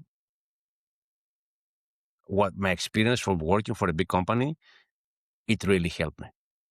I challenged myself. I left Greece and I went to work for one of the biggest companies back in the days, 55 people at Cityscape. And next to me, I have so much talent. So by challenging yourself early in your career, it's going to help you to get confidence. There's nothing wrong about competition. I love it. It's not like I want to be the best, but I love to have people next to me with the same passion and energy of becoming the best. So if you have an opportunity to work in a big studio, it's a game changer, because then you will see a lot of things about the business, about client meetings, about working with other people. It's all important, if you ask me. It's a great way for you to becoming a master of your craft, let's say. And if you get a chance, don't be alone in the corner working, doing your thing. Go up and say, hey, what are you making? I was always the guy like, oh, show me, what are you making? I would love to see. How can I help? Can I offer you some feedback? And this will come back to you, or somebody else could do it for you. So, by getting feedback on your work early in your career and getting a chance to work with other creators and other minds with the same passion as you will get the results faster. Okay. So that's definitely one thing. The other thing is educate your clients. I've been in a meeting, Canary Wharf, biggest client in London. Okay. And one director says, what this cinema has to do with my project? Why are we watching this? And I'm like, and I explained the process, right? I said, like, no, because these moments, these feelings, we want to get them into your image. If you get this right, your image, your project will stand out. Allow us to show you more. And he's like, okay, please continue. No, it's fine. So we continue the story. 3 meetings later, same person said, Nikos, I watched the film yesterday and I have an idea. So you educate the client. You just go there with all your passion and explaining your process, something you're proud of, something you created, and you cannot wait to share with them for helping them. The moment they see that you're doing it for them and you explain deeply the why, then everything is possible. Okay? And that's why don't debate the lighting with your clients. Everybody will have a different opinion. Again, lighting is not a setting, it's not a personal preference, it's a story. You define it, you explain it with visual images. Yeah. Thinking direction, execution. I should have it printed somewhere. Yeah. Oh, tattooed. Yeah. But after getting all the input from your client, after extracting, reading between the lines and all of this so that you know what you show there or what you suggest to your client is not just something which comes out of a mood that is random, but it makes sense combined with what your client is actually after and what they want to reach with the images. That's and of course, I absolutely agree. If you can start with, don't start alone. Go to a studio at least for a few years to gather experience. Many of us, myself included, started on our own, and we had to make all the mistakes. Had to go through very this tedious and slow improvement, which can dishearten you most of the times. So go grab some experience in a studio and then go solo if you Yeah. can. But if you're already solo and if you decide to do it, come to the campus at least. Yes. CG Connect, Arvis masterclasses, the mentorships with Nikos, with Hannes, with Ludo. Take every opportunity to learn. Back in the days, we had nothing, not even YouTube. We have to stay late every night and try every single setting or try every single technique. Now there is people that want to share knowledge and help you master things faster. Now, let me tell you something else. I said before, right? To master lighting, for example, if you study, there is a research saying you need to invest 10,000 hours. Imagine doing it through a community and sharing what you learned to 4 or 5 people. And they share back what they learned. Do you know what it means? 5x time the speed of mastering lighting. This is the power of community. You're not alone. We used to be alone. That's why I spent so much time mastering what I mastered in my life. I won't stop anyway. Mastering lighting is an ongoing process. But I did spend the 10,000 hours. By working with Damian and people like this, I 2x, 10x, 2x, 3x, 4x the time because you're sharing the knowledge and you're getting back from other people that are also mastering something, whatever it is. So be part of a community is the fastest way to learn and master anything you want in your life. Absolutely. You don't have to reinvent the wheel. No, it's already there. Just it's ask. already there. Yeah. I have an interesting question here from Irakli. It's maybe a bit of an off topic, but still very interesting, which is name your favorite directors and movies you like the most for the last 1-2 years. Oh my God, yes. I will mention that when we started the creative lighting philosophy, Roger Dickens was the one that we went really deep. Like deep, I mean 2-3 times all his films, one by one. You might say, why you need to see the film twice? Because when you see the film for the first time, you have to. It's all about the story. You have to connect with the story. Now, if you wake up next day and you're like, oh my God, I'm still thinking about that light, that composition, that color scheme, you have to go back. And this time it's about learning and it's about translating this knowledge, this inspiration into knowledge to bring back into your work. So twice minimum is a way to learn. Most of the times I need to watch 3 times a film. So Roger Dickens it is still my number 1 cinematographer in the world. I love his work so much. But you also have people like Denis Villeneuve, with his storytelling skills are amazing. It's just amazing. What's his name? Tarantino, he's about to do his 10th film. I think he's going to stop after that, so don't miss that. Tarantino is a great storyteller. Do you know, guys, how Tarantino became film director? He never studied anything. He was working in a video club, and every night he was watching 3 to 4 films until he cannot do it anymore for many years. Yeah. And that way he created a taste. Okay? So anything you practice in life, you get good at. Think that for a second, right? He just watched films for many years. He's one of the best living film directors in the world. Emmanuel Lubezki, such a talent, an amazing cinematographer. He's the one that did Birdman. The innovation of the movement of the camera movement in Birdman is unique. So, I go IMDb, Emmanuel Lubezki. It's simple as that. You have IMDb, you find your master, and then you just start watching films, one after another. And it's a great way to get a taste of your own, because then you start understanding more about what color you like the most, what composition guide express. For example, for me, I love the composition guide, which is called Golden Spiral. It doesn't mean I'm always using Golden Spiral, but it's something that gets me excited. When I see a complementary scheme on cinema, like Wes Anderson using a lot of innovative color palettes, and when I see it, and this contrast of complementary of red and green, it gets me excited. So, you start creating a taste around the craft. And when I have to make an image, again, color and storytelling, image making is not for decoration, it's for emotion. So I will think about the color schemes and I'm like, do I want contrast? Do I want to get depth? Do I want to get harmony? And or if I see, for example, my clients that have green tables or green walls, I might think maybe I should add some yellow and create some color hierarchy into the image and color direction, or maybe a bit of blue. These kind of ideas came to me because there is always a film into my head and there's always a film director. So I'm taking film really seriously. Not to mention that back then I challenged myself to see a film every day for a whole year. It was an amazing experience. I shared the story to a friend of mine and I inspired him to take a photograph every day and post on Facebook. And she created a series for 365 posts in a year. Thanks to when I shared my story, he said, Nikos, I'm inspired. I will do one photo. Actually, I will post one photo every day for a year, which means raining or not raining, he was going out with his camera to capture at least one moment to post. You see how that's a true inspiration. When it hits you, it hits you. So it definitely was films. Fantastic answer. Thank you so much. We have another off-topic answer, but I'll ask you towards No the way. end of the show. Okay, I would say talking about mood boards, would you say they could be a part of a visual contract between you and the client, which goes both sides? Like you follow the mood board until the end, but also the client. So at some point, the client cannot just come and say, "Oh, you know what?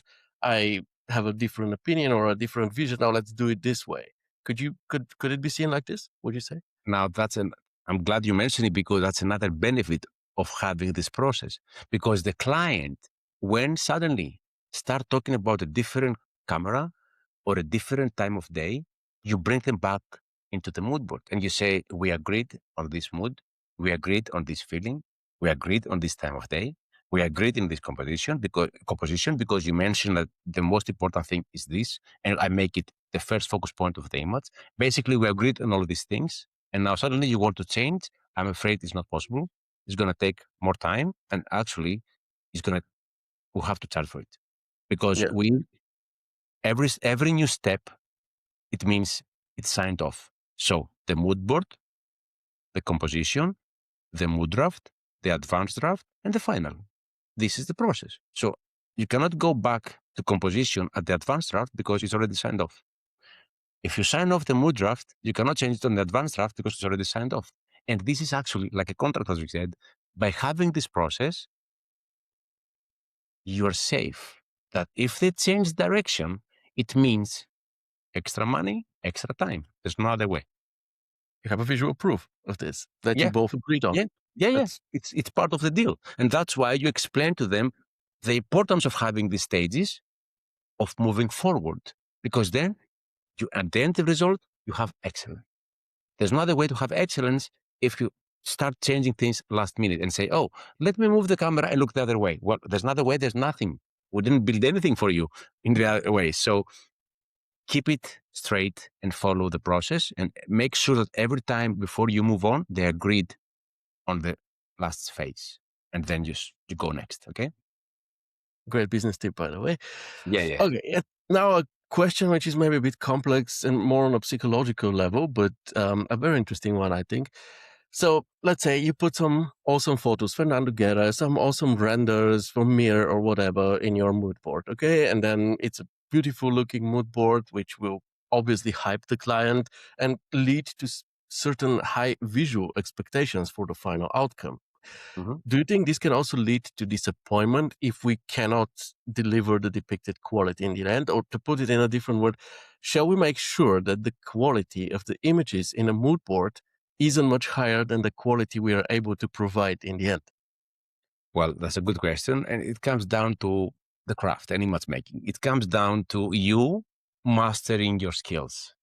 And that's why you need, between corporate work and you are a master on this, you need personal work. Because, guys, if you want to master these techniques and if you want to find a way to be able to getting a reference and get it into Corona or Vire, it's something that you can learn by practicing. So what about if you can have at least once per week, once per month, whatever time you have, a personal project where you challenge yourself and you give permission to yourself to fail by challenging to go higher in the hierarchy and learning new stuff. I'm doing that all the time. I don't give permission to myself to fail in commercial work. That's not allowed. I will stay late, weekends, whatever I have to do to succeed. That's who I am is not going to change. But I give permission to myself to fail on a personal work by challenging myself to learn something new. And I'm failing until I master it because I know I will use that skill on the commercial work. So if you start having this process, try to get different moods out and see, are you able to do it? Try to match a reference of a cinema and say, oh, I love this composition. Can I actually do it? I love this color scheme. Can I have it in my images? I challenge myself so many times over the year with different personal work around color theory, around composition, around mood, around contrast, around tonal hierarchy, around story, light, everything. By doing it over and over, you have mastered all these different techniques that you need to be able to get any kind of reference into your work. And I will Totally. demonstrate some of these techniques into the masterclass series. In the color theory, for example, I created a scene and I was challenging myself every week to find a movie reference, okay, and then get that color scheme into the same scene every week. Well, after a month, I was like, okay, now it's easy. In the beginning, I was like, how on earth I will do it? You know, I don't have time. Well, make time, Nikos. Make time to get this scheme into this image now. Okay, nailed it again and again. And then I was like, actually, now it's not hard anymore. And then I challenged myself to do it on exterior. And then I was like, well, actually, I can do it anywhere. I will demonstrate all this stuff. And I wish I can, I cannot share now, but I can demonstrate it on the masterclass series on the color theory, which is masterclass 6. And I will show you guys how you can get any image into any design as long as you practice it. You're going to fail the first time, but when you master it, it's going to be a process that you can enjoy and it's going to take seconds. I even create scripts to automate the process with Vira and Corona, and I can create different schemes and I have a script. I'm going to give it to you on Masterclass 6 to go through the schemes in a second by clicking second options, third option, fourth option, sixth option. So basically you innovate through personal work. You innovate scripts, you innovate techniques, and that's how you do it. Fantastic. Thank you so much. And by the way, you fail with everything the first time. I don't know anybody who, it doesn't matter if it's sports, a profession, or whatever, who didn't fail the first time. So this shouldn't dishearten you. Just continue. And final question around the topic. Then we have questions when we move over to AI. Okay. Do you think an artist can create great artworks, both personal or professional, without proper inspiration and mood boards? That becomes to your taste. You know, it depends what's inside you, how you see the world. If you have something sparkling inside you and you feel like you want to make something, even without inspiration, you can make something. And that becomes play. So, another tip in your daily crazy schedule, sometimes I put in my calendar, Nikos, play or make time. That means that sometimes I play, it means go out, take some photos, play. Or sometimes makes like Nikos, make an image, make a story. Maybe take one chair, put it on a plane, on a theater space, on a black environment, and lighting that chair with backlighting and 3-point lighting. This is make time or playtime. So if you have it on you and you have a taste, and when you see something, you already know, oh, I like this one better. And you know why, you can make something. You're ready. But doesn't mean that you don't need inspiration because Tarantino, he didn't become Tarantino without watching those films. So there is a way, but I'm not saying that is the best way. It's why not get inspired by other human beings? There's nothing more exciting about that. Yeah, of course. It can add to what you already Not have in you. what you have inside you. Yes. Some people, So, they have skills. Some people, they already know which colors goes together. Some people, they already know what time will represent better a shape, if it's a building or not. Some people already know that when they start sketching, they're making masterpieces. Great. I don't have the skills. So what I'm doing, I'm building the skills. I'm building by working on myself. Okay. I didn't grow up as a painter, but if you spend time, you will learn it. Your final slide was about AI. So let's Yes. talk a bit about AI. Maybe time for some product placement here, my friends. You and your team have developed this, your own AI tool, Review Spaces. I'll share a link, Yes. which is actually a plugin for Photoshop. You want to tell us a bit more about it? Yes. So I'm a co-founder of Spaces. I would like to say a big thank you to my business partner, Nick Motakis, also a dear friend for 20 years. You know, my job as a creator, and thanks to creative lighting, I get the chance, guys, to speak to the best companies in the world directly. Like, the owner of Arc9 is my best friend, Pedro Fernandez. We're always on the phone. We talk every week. So I had the pleasure to know what's happening inside the studios. What is the need? And we realized with my friend Nikos, that he's also Nikos, we realized that these days we end up having lots of subscriptions, lots of different models, and going through one tab after another and spending so much money and basically losing time again.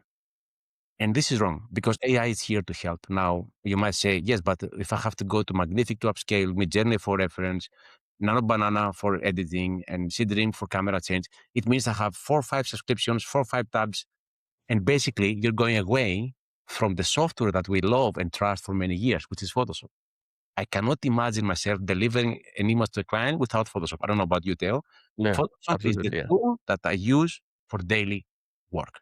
Yeah, And we thought, absolutely. why not creating a plugin which we curate? And after a lot of investment and time, we invest to find out the best tools that exist out there and bring them in Photoshop and give you speed inside Photoshop and control. So basically, imagine having a mask where you can point out to AI what you want to change and use it on a banana, camera changes, upscaling, making references. So we tested out. We launched in November in Dubai. We did an amazing workshop with Chaos about AI workshop. It was amazing. And we launched privately to these people. Now we have more than 100 companies working on a daily basis with the tool. They give us feedback, and we're about to launch the second version. This time we're going to make it publicly available for everybody. We're actually going to start talking about it in London. We'll have an AI workshop in London, again, sponsored by Chaos. It's going to be amazing, talking about the latest tools, even Veras and Midjourney and Nano Banana, and how to get 3D models out from an image. So it's going to be an amazing workshop, plus review spaces, where I believe that having a hub in Photoshop is going to be a game changer. And now that we know, we have a proof that this is working, and we can scale, and we have sorted out any feedback or bugs from our clients, we're getting ready for the second version, which is going to be so much stronger and more powerful. I cannot wait to demonstrate live on some of the masterclass series. I did something on the masterclass second, and the feedback was amazing, and people start using it already. So thank you for the support. Thank you for believing on the idea. I have a big vision with my friend Nick how this can scale. We want to make it even creating videos inside Photoshop and everything. So basically, we want to bring the best of the best tools with one subscription without paying 4, 5, 6, 10. But most of the time is all about going from one to another. That's losing production time. And me exporting always from Photoshop to go to upscale and come back and then keep Yeah, working there. That's the big idea behind it. I need my masks. I need my selection. I need my brush. I need my power. I need my layers. So you keep all that, but you're getting the AI tools inside. And that was a dream. That's the vision. I can't wait for the launch. It's going to happen in London, the big one. May 6th, we'll have a workshop with Chaos. Theo is going to send the link. already. We're Yeah. almost sold out, believe it or not. We haven't done any promotion yet, but we're getting sold out. If you are in London and you want to attend, it's a free workshop.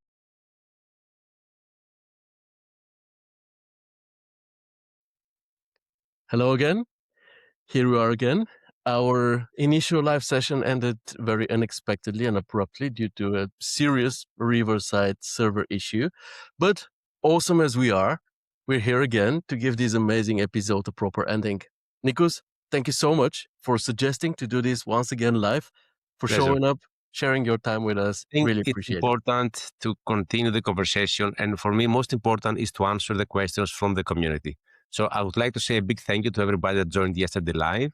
And Amit, amazing questions. And thank you for leading the questions. And everybody else, guys, having questions on a live session is number one. So Yeah, that's why we decided to continue and make sure, hopefully, we respond to all the questions. And that's why we're here. this And is why this we'll time, do it as a live Riverside is going session. to behave, right? It needs to behave.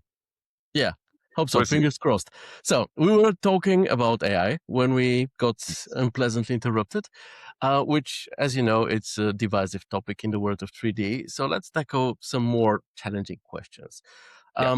We talked about creating mood boards, and when we gather photo references for a mood board, those photo references tend to be, let's say, examples for specific topics: lighting, mood, framing, storytelling, whatever, but they do not feature the client's project itself. When we create our own AI references, however, it makes sense to feature the client's project. Let's say we have a BIM model and we have an exterior to do, we can immediately get the client's project, the building, and use it for the creation of our AI reference. And I see this backfiring in two ways. First of all, the AI reference, if it is too beautiful and too detailed, it could be very difficult to match its quality in 3D afterwards. And the second thing is it could easily devalue the artist's work, because if after an hour of work we already present the client with this amazing image featuring their project, they could say, why should I pay for you for 2-3 weeks of 3D work? Just do it with AI until the end of the day. So how can we prevent that backfiring from happening? Yes, that's a great question, actually. And we talk about this in the masterclass series. So basically, you curate inspiration images through the mood board. The ideal is not to send to the client. Let's say you're making a kitchen, okay?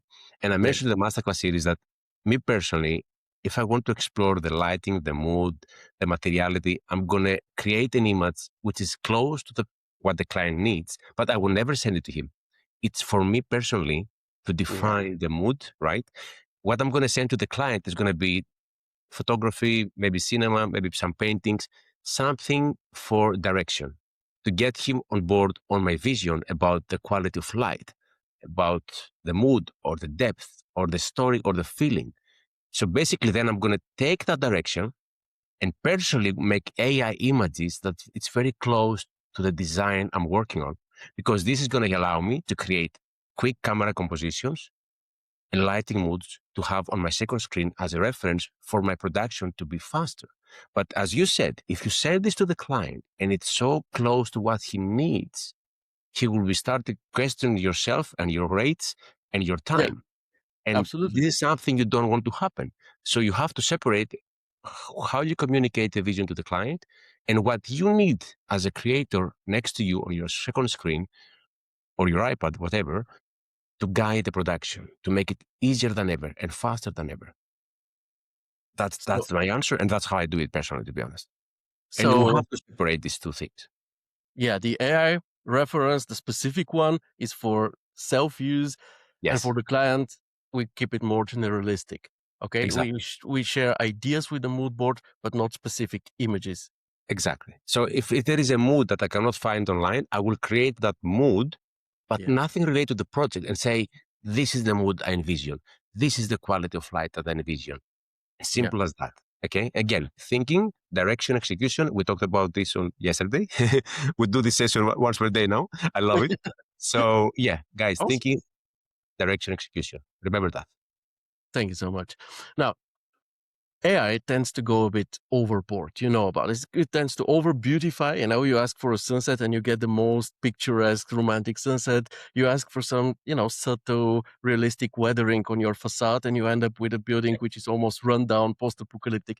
So, would you say AI references can be misleading first? And maybe are they to be taken with a certain grain of salt? The thing is that AI, as always, is a tool that you have to master. So basically, there is art in the prompt. The way you describe your vision to AI to create an image, it needs to be specific and well explained. And needs to be a structure, which we shared in the masterclass series. Hopefully, guys, you attended. If not, we'll do more sessions for sure. Because the structure is number one key for AI to understand your vision. And the second thing, and most important these days, finally, you can have references to support your prompt. So basically, you have the idea, You create a structure prompt, and then you have a reference to guide the prompt. And this is the only way to get it right. Especially now, for example, Midjourney supports mood boards. Now they have more ways to get the style reference. But for me, having a mood board where you describe into the mood board your Yeah, vision that you want to create, and then you have your story combine, you have control. And I'm happy that everything goes in this direction, because even Nano Banana now, you can have references up to yeah, 14 images. So basically what I'm saying, you have to now start curating the result of AI. Okay. yeah, So master prompting, having a structure, having a workflow as always, and then support that with references and mood board. So basically you see the mood board, it's back into the game. yeah. Style reference, an extreme improvement when it comes to AI. I use it with FreePic, and the Yes, style reference part is exactly as important as, let's say, the image that I work on. Yeah, exactly. thank you so much. Yeah. I think we can discuss AI for hours, but to give this topic a closure, would you agree that at the end of the day, with AI or not, what matters the most is mastering the basics? I'll just let you know why I asked this question. Mhm. I think I know the answer, but I want to hear it from you. There was a post by Amir um, 2 days ago where he says that he learned how to create beautiful and good images for 12 years.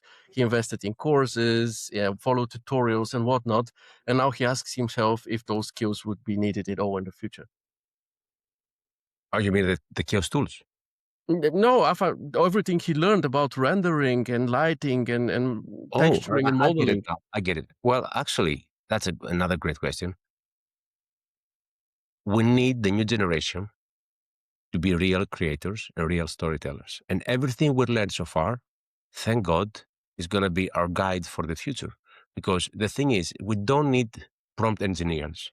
We don't need AI masters or AI experts. And what we need is better storytellers and AI to help us to tell better stories. So everything that Amit and the guys watching and listening learned in the past, it's a huge benefit. So basically, I give you an example.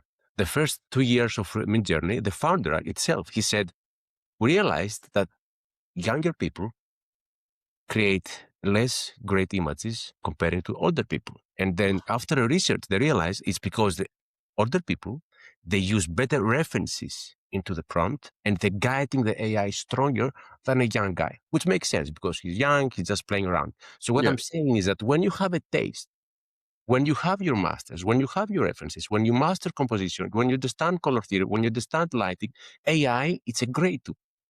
If you don't have any of this knowledge and you're expecting AI to drive, not you, then I'm afraid you're going to have an issue sooner or later, because this game is for pros and experts to use those tools.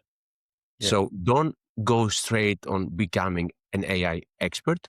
Go straight on becoming a master storyteller and master artist that use AI for speed and efficiency, and use AI because there's no limitation on technology and technical limitations.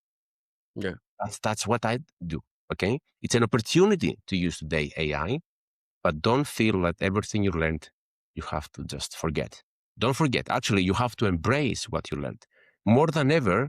Now, you know what I say to myself every day? Nikos, these tools, they're available to everybody, which means you have to go back to your skills now, because it's the only way to shine and use that knowledge that you built over the years to use AI in a more creative and efficient way. And that way, you'll always stay on top of things. So, yeah. The foundation matters. So, what's the best way to learn, let's say, the basics? A lot of research, as you said, watching movies, visiting art galleries, yes, reading, theory reading matters books, as well. even audio. Now, many times people say to me, how do you find time to all these things? Guys, I don't have time to read anymore, but every time I'm in the treadmill and listening to a podcast. So I'm listening at least one book per week, and I'm following some amazing podcast about around creativity and business. This is my new habit. And you should have habits in your daily life. Adding, making time for creativity and exercising, it's not just about work. At the same time, while I'm exercising, I'm always around business. So why not learning a skill while you exercise? Why not listening to a podcast? Why not finding a way after work to go to an exhibition and get inspired by a master? Recently, 2 weeks ago, I went to see a Greek film director, Lanthimos. George Lanthimos. You have to Google his name. Let me confirm. It's Lanthimos. I think it's George Lanthimos. So anyway, that guy, he's an award-winning film director, and I was surprised how good photographer he is. Basically, he showed us behind the scenes of his photography and films, and I was shocked. I couldn't find one image without an amazing story. Now Mhm. he's on my master list. Now I'm looking for his books. I'm looking for master classes around his work. I'm looking for opportunities to meet him live. This is how I think. This is how I work. Oh, actually, it was correct. Yorgos Lanthimos, George Lanthimos. So basically, he's a film director, and yeah, I just, he did pure things. He did Buconia, which is Okay. yeah. So Gladly this, share the link in on the campus. yeah. Sounds So really exciting. Buconia and Pure Things. It's the latest films of him. And when I saw the opportunity that, oh, he's doing an exhibition in Athens, and I was like, well, I have to go. And You have to find the seriously, time. yes, I make time. I went there, and it took me days to stop thinking about his work. So now I'm always looking to see if there is anything that he does close to a course, masterclass, podcast, interview. I want to be there, even live or online, because I believe he's a great master that I have to learn. And his photography, it's stunning. Just Google for it. You will be surprised. Every image has a story. In unexpected places where you don't expect to see art, but through his lens, I saw art. I Mhm. was shocked with how great photographer he is. I was admired him as a film director, but when I saw his work, that guy, another level. So you need to keep your senses open just Yeah, to learn from everything. You don't know what happens. Just go attend things, see what you can learn, see where you can find inspiration. Inspiration is literally everywhere. everywhere. Even on the way to getting groceries, you can find inspiration. This is why you have your phone to take Yeah. some photos of it. And any other ways of sources of learning And you don't recommend? forget, when we started this session yesterday, we talked about, I went to the Acropolis and I Yeah. said, staying inspired is your responsibility. It was my responsibility yesterday to inspire you. But first, I have to inspire myself. It's a creative process. So think about this. Every time you have something important to do, maybe a client meeting, maybe walk on the meeting, take some photographs so you don't have to think about the meeting. It's a process. So I was walking around Acropolis without thinking what to say on this session, but I was looking, inspiring myself to be ready for the session. So it's a process of how I do things. That's lovely. Really, really, really interesting and insightful I'm take. saying this because I know many people before a meeting, before a session, before a talk, they're stressed and making notes and they're preparing for this presentation, whatever it is. I'm the opposite. I don't want to do any kind of work before that session, before that presentation. And what I'm doing anything I can not to think about that meeting. Because I know when I'm going that meeting, I'm going to win. But to win, I have to have focus and clear mind. So to clear your mind is definitely not making notes what to say before 10 minutes before the meeting. It's not my process. I can agree, actually. I mean, in the beginning of Keeping It Realistic, I would just take notes, stress over it too much. In the meantime, I try to take notes on the go. I write some things down, but I want to get into the mood. I want to get to know the people. And what I really enjoy in the meantime is actually meeting the people beforehand. I mean, with you, it wasn't Yes, necessary, but I do let's that as well. say with Stefana, the previous episode of the show, we just hung out for almost 1.5 hours before that because I really wanted to understand her, get to know her before she's my guest. And Yes. this way I can kind of, prepare for the show properly. I, I So do I do the same with my guests at Kiosk Campus. And the thing is, most of the time, everybody's coming stressed like this. And Nikos, we should do a test on the screen. And then how's my lighting? And then I'm like, hey, how's life? Tell me a story. Let's that's not forget about it. It's gonna be well. It's gonna be fine. And after yeah, 10 minutes, they say, oh my God, I'm relaxed now. What did you do? Basically, what I did, I changed the subject yeah. to something else. And we talked about, I don't know, life. We talked about a film. We talked about his kids or something. That makes you relax and ready to succeed. We come back to the beginning of the talk when we talk about common grounds, about bonding over common Yes. topics and stuff like this. I mean, with Yes. Stefano, we talked for maybe half an hour. It was a Yeah. talk about computer games. It's a hobby of both of us, so we talk about it. And, it's Perfect. just a genuine talk. But That's next my time we point. hang out, it's a hangout. It's not an Yeah. interview where she's stressed and I'm stressed. It's like, hey, I hang out with you for the second time, this time in front of an audience. So absolutely love this advice. Now let's get a bit more into your personal side. Like Okay. you said that you love organizing stuff, that you love staying organized. So we have Oh, a yeah. question here from Amit. With those thousands of photos and videos on your phone, how do you keep track of them? How do you know where to find the right one that you want to use as a reference, for example? That's super easy. I don't have to do anything. I just type the location and the year. So basically, when I'm saying growing your memory palette and capturing moments, and if I want to get if I got a project in Berlin, the first thing I'm going to do is type Berlin or Germany into my phone because then I will get a feeling about Berlin because I've been there. So basically, and then if I've been many times, then I'm going to say Berlin plus the year. So the iPhone, it does it for you. It can also, because all the photography I have, it captures not just a location, but specific location, not just Berlin in general. If Yeah, I don't have to say Athens, I can say Acropolis or a location in Athens like Kolonaki. And this will curate and do a search around my phone in seconds. It will give me all the photography that I have from Kolonaki. That way, from 61,000, I have one folder photography. And from there, I have access to the cloud because I have it on the iCloud and I can download the images I want straight into the moodboard. So great question, but it's easy because my phone does it for me. nice. Good to know. This was a great ad for iPhone, I gotta say. Yeah, yeah, As it an captures everything. You mentioned the year, mentioned the location, mentioned the time, everything. It just filters everything. And in seconds, I have what I need. Otherwise, I agree with Hamid, it's going to be a huge loss yeah. of time to look around 61,000 photos, guys. No, no, I'm not that smart. The iPhone does it for me.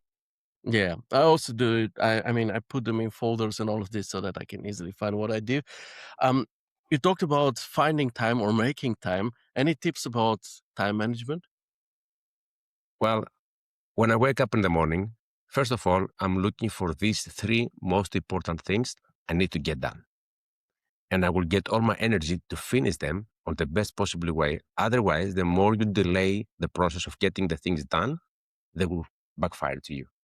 So definitely look for those things, whatever they are, and remove the noise around you to get them done. Because then you start getting stressed and you won't give your best self. So every day I do that. You can do it before the day ends for the next day or the first thing in the morning. Check to see your calendar and find out the most important things you have to finish today and get them done. It can be three, Yeah, it can be four, it can be one, but you have to get them done. The second thing is you have to create a habit list. I have a habit list which allows me every day to play, to make, to exercise. And by having a structure on your day, it allows you not to skip exercise or not to skip what makes you who you are today. So for me, I'm always on the computer working, but I'm always reminding myself to drink a lot of water, to do 1 hour in the treadmill if it's raining. Otherwise, I will do it outside. These kind of reminders help me to be creative and healthy because, we have to support our body and brain, not just working. And while I'm exercising, remind again, even if I'm outside, I'm always listening to a podcast. So I'm not losing time. I'm making time to do my business, to get inspired, to hear about my body, about my eyes, about my head, about everything. And so again, it's something you have to create as a habit list. That's why I call it a habit list. And I'm always adding time in my calendar for play and make. 90 minutes, half an hour, whatever you have. Remind yourself that you have to make something. Otherwise, why we're doing it? You need to keep the passion alive. If I don't have enough time, I will create something with AI. If I have more time, I will create something with Corona. If I want to play, I will get my camera, not my iPhone, my original camera, and go out and take pictures. I love street photography. As now these days, I'm using 50 millimeter lens like Bresson because I love yeah. to see what the eye sees and capture moments with my camera. And this is called play. Just go out and play. So this is reminders that if you have them, if you don't have them on your calendar, if you don't have it on the habit list, trust me, you will forget about them. and you will drink less water, you will exercise less, you will play less, and at the end of the day, you will still have those three things in your calendar unfinished because you didn't make them a priority. There's so much noise around us. Oh So yeah, much. yeah. The to-do lists. I mean, Yeah. never To do list. ending. And Yeah. there's free apps, guys. There is so many apps you can get for free for to-do list. I use the Or Microsoft built-in to-do, that's the one I which have. and it already works, but just It, you see the list, you see the most yeah, important topics, you can press a button and then it's yeah, crossed when you've done it. It exactly. feels rewarding. Then I did it, this is good for you. So, I yeah, totally agree. It's a great reward. Small things like that help you to grow and get things done faster. You can yeah, make them priority seriously by hand. Just say, this is top priority, this is top priority. And I don't do anything else until I get these three things done. It's so important for me. Otherwise, I'm always delaying, I'm always stressed, and there is noise. There is some unexpected meetings. There is some things happening around your day. And there is also family and friends. And then you're like, oh, I still have those lists.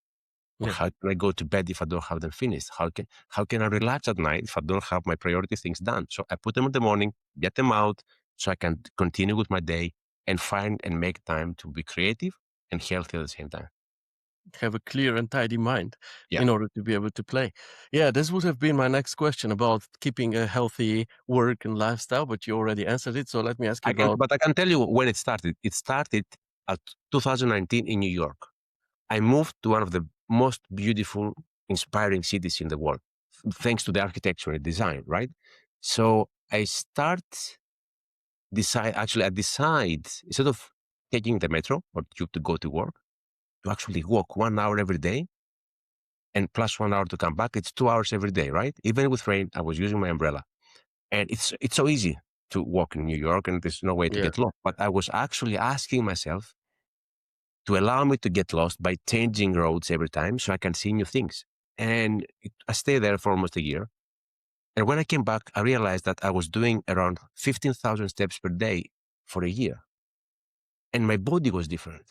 yeah, And I realized, wow, I should keep doing that. And I can tell you now my real number. So at this year, so far, I have 14,013 steps per month. So basically, what I created as a hobby, I didn't know back then that it's going to be my habit, but when what this happened inspired me to keep it doing until today, and I haven't stopped. So my goal is 12,000 steps, but I'm also traveling a lot. When I travel, I love to go crazy by walking in the city. So now I'm around 14,000 every year, every month for a year since 2019. yeah. And you're fit. I can confirm. As we were walking through Berlin, I could say you're a fast walker. And I enjoyed it because most of the Yeah, time I'm the fast walker and people are kind of like, don't rush, please. And finally I met somebody who's like I me know. because I love walking because this is, This has all started in New York, and I yeah, realized this is great for me. It's something I enjoyed, and I was like, you know what? From now on, that's my exercise. I don't have time to go to the gym, and you know why? Because I'm making excuses that I don't have time. And I was like, no, no, not anymore. You like walking, you like podcasts. This will happen every single day, and I haven't stopped. yeah, very healthy and great for, picking up inspirations along Yes, the way. And you were talking about business podcasts. Can you recommend one maybe? I can give you one. The Diary of CEO. I mean, he's inviting some really talented people talking about their work and their business. Oh my God, I've learned so much. So the Diary of CEO, it's something I'm listening on a daily basis. It's a great show. You also get some moments from a 2 hour show. It gives you the best moments of 20 minutes. Yeah. And if I'm interested about the show, I will stop in 1 hour and continue the next day. So basically, this one of many, many that I'm listening, the Diary of CEO, it's in Spotify, YouTube.